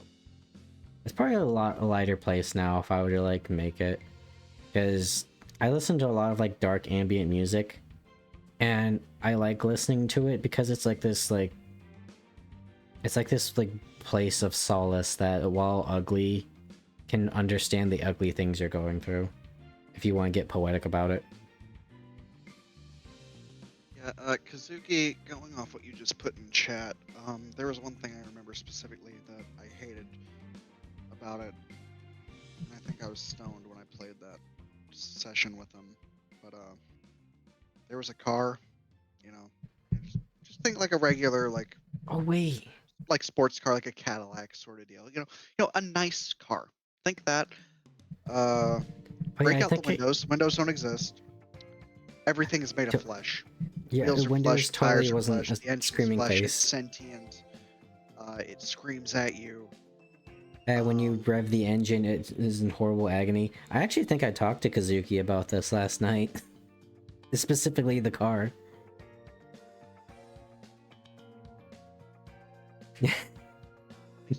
You wanna know the most horrifying thing about that, Vulcan? That entire like section when you were going through there and like making your escape out in the car and everything. That was just all improv. I don't know why, but I just decided you guys... I think it was someone decided to like jump in the Black Mirror or some bullshit. Which that one was on me. I dangled the carrot there by accident. Guys would make HP Lovecraft proud. I'd make him proud. I have so many of his books. Yeah, probably throw a little Blam in there too. If you've ever read that manga series that is mostly just pictures. It's amazing. I was really into like that like unfathomable Eldritch horror stuff. I've also at last podcast or basically podcast I talked about the Obsidian Waste as well. We might as well just make this a podcast. Like have like stream days, podcast days. Yeah, that'd be fun. Gotta figure. Well, see, That because way that's it's the actually problem. split. Because we just kind of naturally just go into here. Well, if you actually set as a schedule, I'll know when to shut the fuck up. Like, oh man, this is a cool thing, but we gotta save it for the podcast. Exactly. So I don't shut up.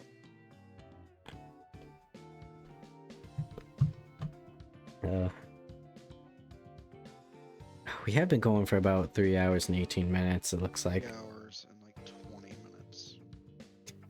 It hurts my brain. What was that? I said it hurts my brain. Yeah. I should be careful because I was talking all day yesterday. Because they just decided to stick me at the drive-thru the entire day. Oh no. And then I came home and I immediately started streaming. My voice was so sore when I went to bed. I remember You, a Eldar. long time ago. You. The Elder. I hope it wasn't the Dark Eldar, because that's usually like the guy at the group where you know he's got something bad in his head. Basic bitch space marines all the way. Maybe the occasional Tau.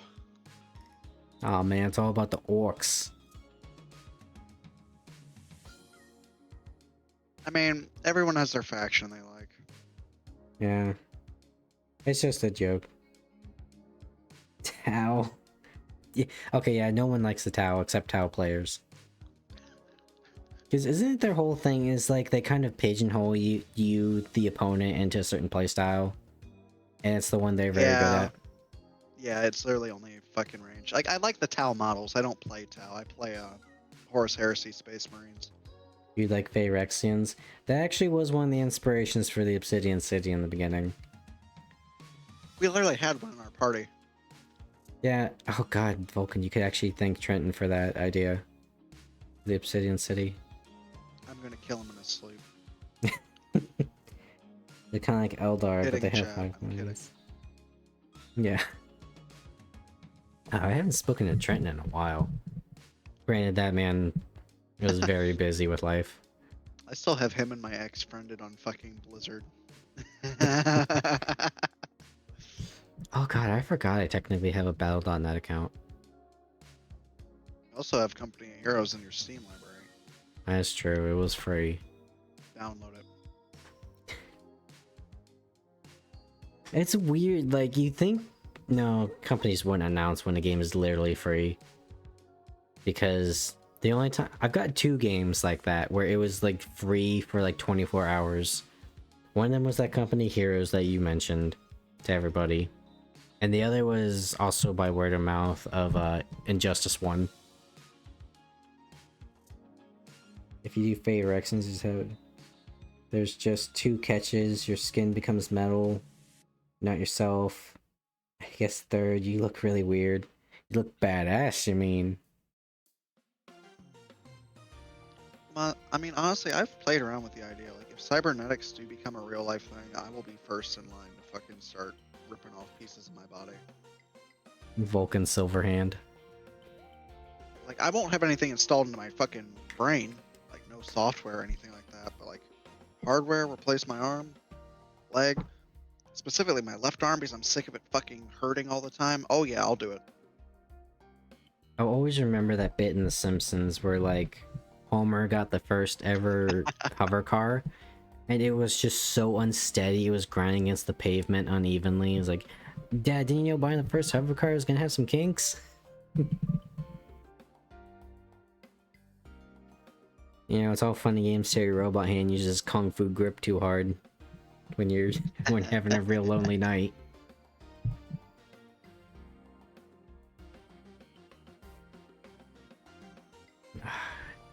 Now, didn't you say you were ambidextrous?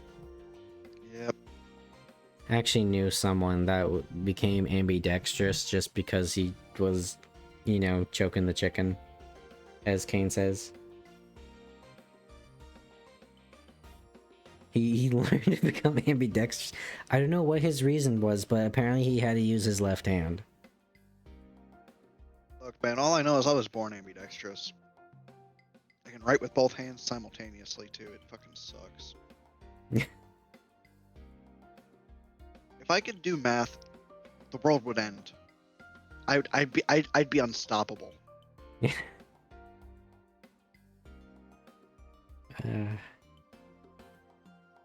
See, Actually, I'm more of a... if I had a sociable personality, the world would be over. I'd win. You'd basically be George Washington at that point with how badass you are. Got the looks, just need the personality. Man was everything. He was the jock, he was the nerd, and he was the, like, theater kid. I can write the same with both hands. They both look like chicken scratchings. See, it gets fucked with me because I can write with perfect cursive with both my hands, but I can write better German with my left and better Spanish with my right. I cannot switch the two up. I've tried. Oh, you want to hear a weird one?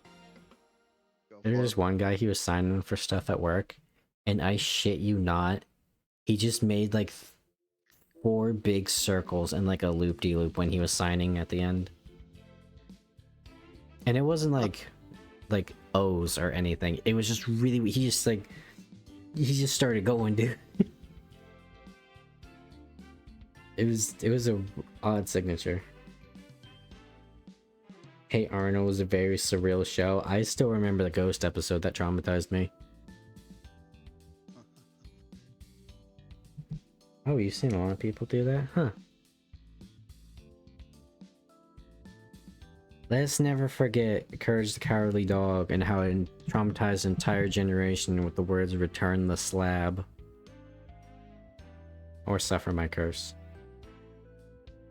As long as you practice it, it's the same. It's good. Slab. I used that as a pickup line on someone once. It worked. What's the slab in this regard? It was a book. Oh. I was gonna say you're talking to a girl like return the slab, and she sends you a dick pic. There's your slab, grabs crotch.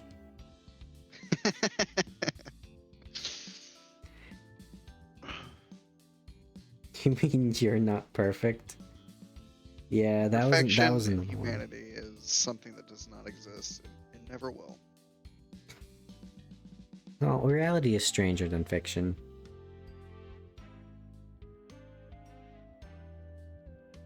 Something about CGI fetus talking is absolutely terrifying.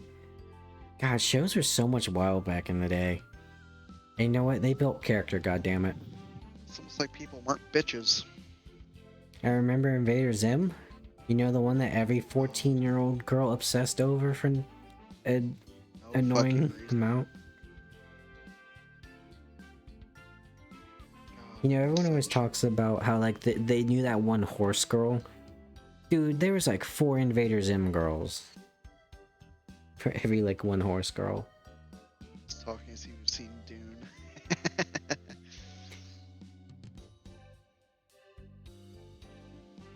Yeah, turn up my headphones a little bit. Have you seen Dune? I have not, but if I were to watch anything, it'd be the one involving H.R. Geiger.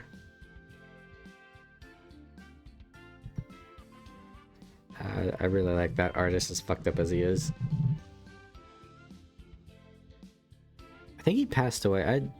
It'd be interesting to see what he's like, because it's always like that joke, right, of like the most fucked up writers and artists are like generally some of the nicest people. You know what would make a fun D&D homebrew? The Chronicles of Riddick universe. That is true. I can see a very reminiscent of Perfect Dark one-shot. Oh my god. The next Dune movie is gonna be fucking wild. I'm waiting for him to turn into a fucking worm and for the theater to just be confused as shit. Fucking love the books. When I was in AIT, I listened to the entire Doom audiobook series. Yeah, I fucking fell asleep listening to those books. It was, oh my god. I miss that shit. I fell asleep listening to Conan the Barbarian.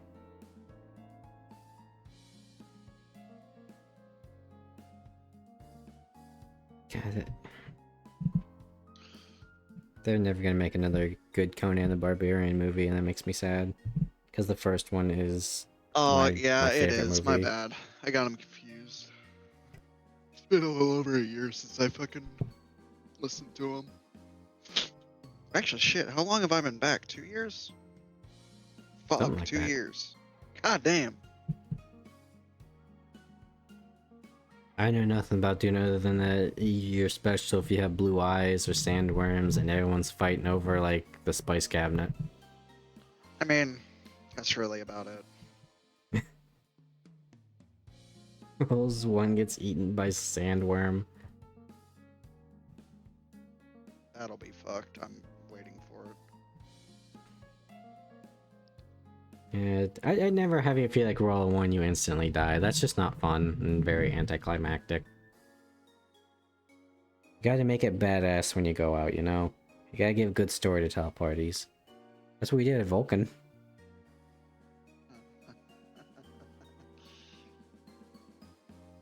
Fought like a level 20 like Eldritch Abomination Star Wizard. And he just looked at the group, was like, do it, blow up the gunpowder with me on it. Kill me. I Blew bet you up. fucking won't. This is my hero sacrifice. Literally blew up the whole mountain, left a crater, and then everyone the barbarians riding dragons, who he taught to make guns, then proceeded to worship him as a messiah. Because canonically, he just showed up, did like a job or two around town, and then taught them how to make guns. and then Yeah, sacrificed himself on the keg. Kazuki, that's spot on. Like, I take out all my fucking violent impulses in D&D and in video games. Dude, nothing was more So perfect bad. than when you had me play the Goblin Slayer Ogre fight theme, and then you proceeded to crit one-shot the dire wolf. Sometimes, man, sometimes God's just on my side. And he showed up like Goblin Slayer too, like, and then suddenly there's a guy to the north, clad in full-plated armor, and you hear boss music. Kane, you say that, but that is me. That is just genuinely me.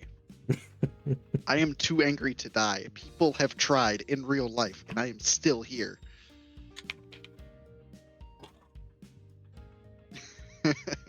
Death is just afraid to come fight you.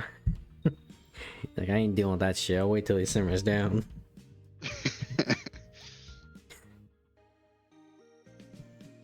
I love it. It sucks though. Like to a degree, it does genuinely suck. Yeah. You think Doom Guy could survive in the Dead Space universe? Absolutely, he'd make it its bitch. Well, you know, that's kind of the problem, right? Is because, like, Doom Guy dies, he goes to hell, and then he just fights his way out of hell again, and he probably proceeds to beat the necromorphs with his dead body.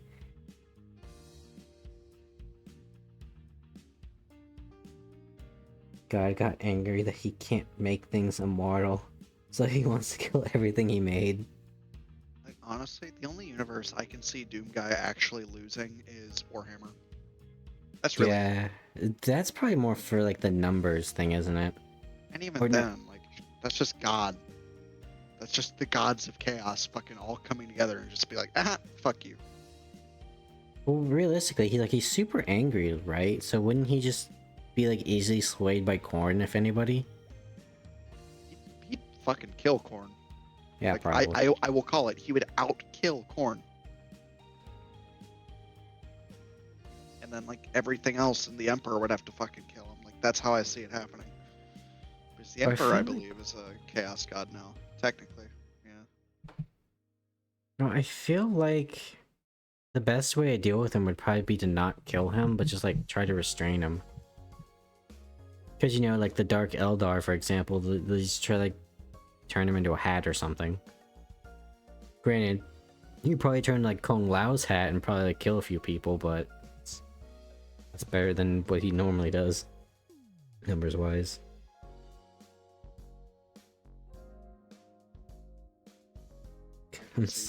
God.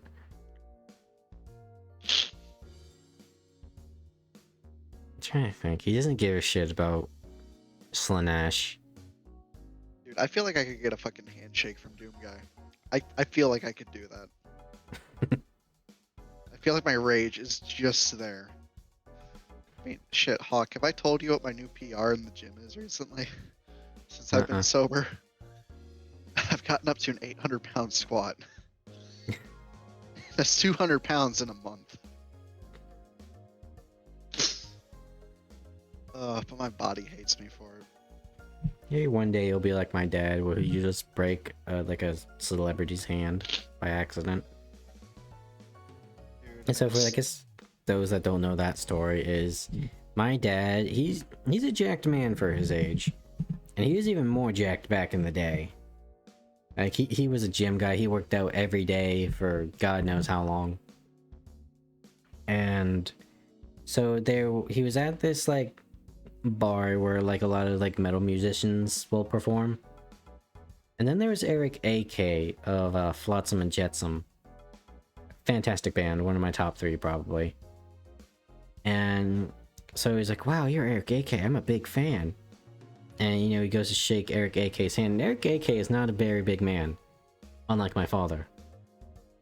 My dad accidentally, with his massive strength, just crushes Eric AK's hand.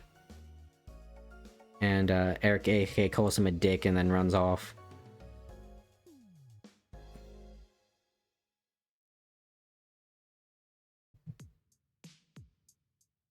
Looking at it now, my dad's an interesting specimen.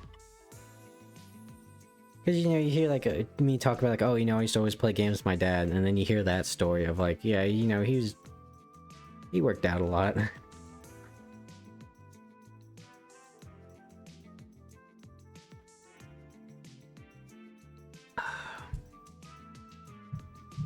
Oh no, Kane would 100% fucking do it. He's at peak human fitness.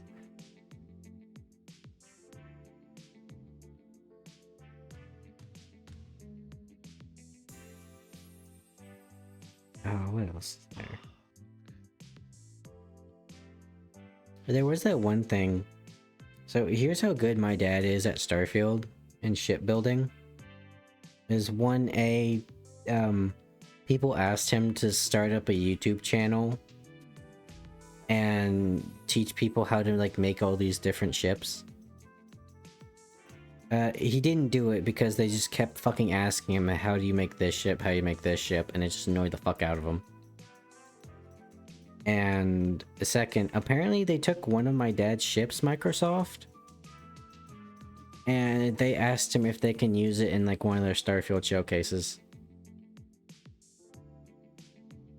Your dad's Captain America. I'd probably say more akin to Batman. Anyway, I think I'm gonna bounce out of here, Hawke. I need my sleep. Yeah, I'm probably gonna call it here in a few minutes. I'll wrap up. Take care, man. Godspeed. Also, that Kane Tyranid form that they made in one story is fucking horrifying. I just Doom guy create a huge BFG cannon and just wipe out all the demons. Yeah, because that's the thing, right? Like, if you die in Warhammer, your soul just goes to chaos. I feel like that's just the same thing with Doom guy of, excuse me, dying and going to hell and then fighting out of hell. That's where he wants to be. Yes and no. Yeah, I forgot. Warhammer is weird. The warp is a chaotic place. I know more than your average person, but at the same time, saying you know a lot of Warhammer lore is an interesting statement, let's just say. Oh, I just realized the Be Right Back screen is still on there. There we go. Like I said, my OBS is frozen, but luckily I have my phone pulled up so I can see if there's anything fucky going on. But anyways, chat, it's been about 3.5 hours of just talking. And it's about 1:38. What we got here? It was true for elves, but that was because they had gods made by them. Caused the same soul to be put in a new body. Oh yeah, the Elder have a real problem with dying. But anyways, chat. But now it's more your soul kind of becomes part of the warp, yeah. But anyways, chat. I think these are some good conversations we had. We got a little spicy tonight. But you know, again, generally, you know, moderate opinions, I'd say. And also still compassionate. But this was fun. We did not play Digimon. We'll probably play it tomorrow because we had 2 full-on podcast episodes. We gotta let the engines cool, you know. But if anyone new that showed up, for one, thank you for showing up. Greatly appreciated that you stopped by. And 2, if you like more of this kind of content when I'm not streaming, feel free to join the Discord in the link below. It's a real cool place, and we can have all these conversations whenever. But without further ado, after thanking everybody, all I gotta say now is take care, everybody. It's been fun. I'm gonna go sleep now.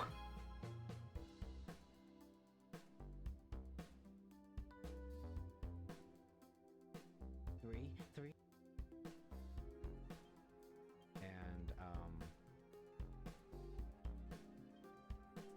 yeah, the first thing in my highlights section is me playing Center and Kagura. So 1. Yes. Yes.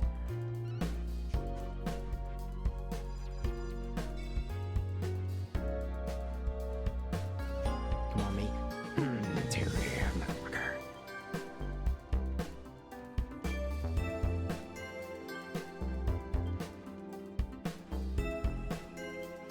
Jesus! Three.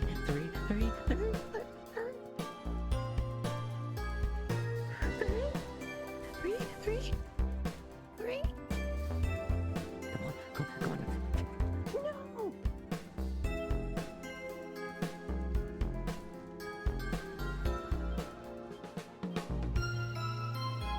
Please? Yes, come on, baby. Come on. Spit on it. Come on. He's on 1 HP. 1 HP.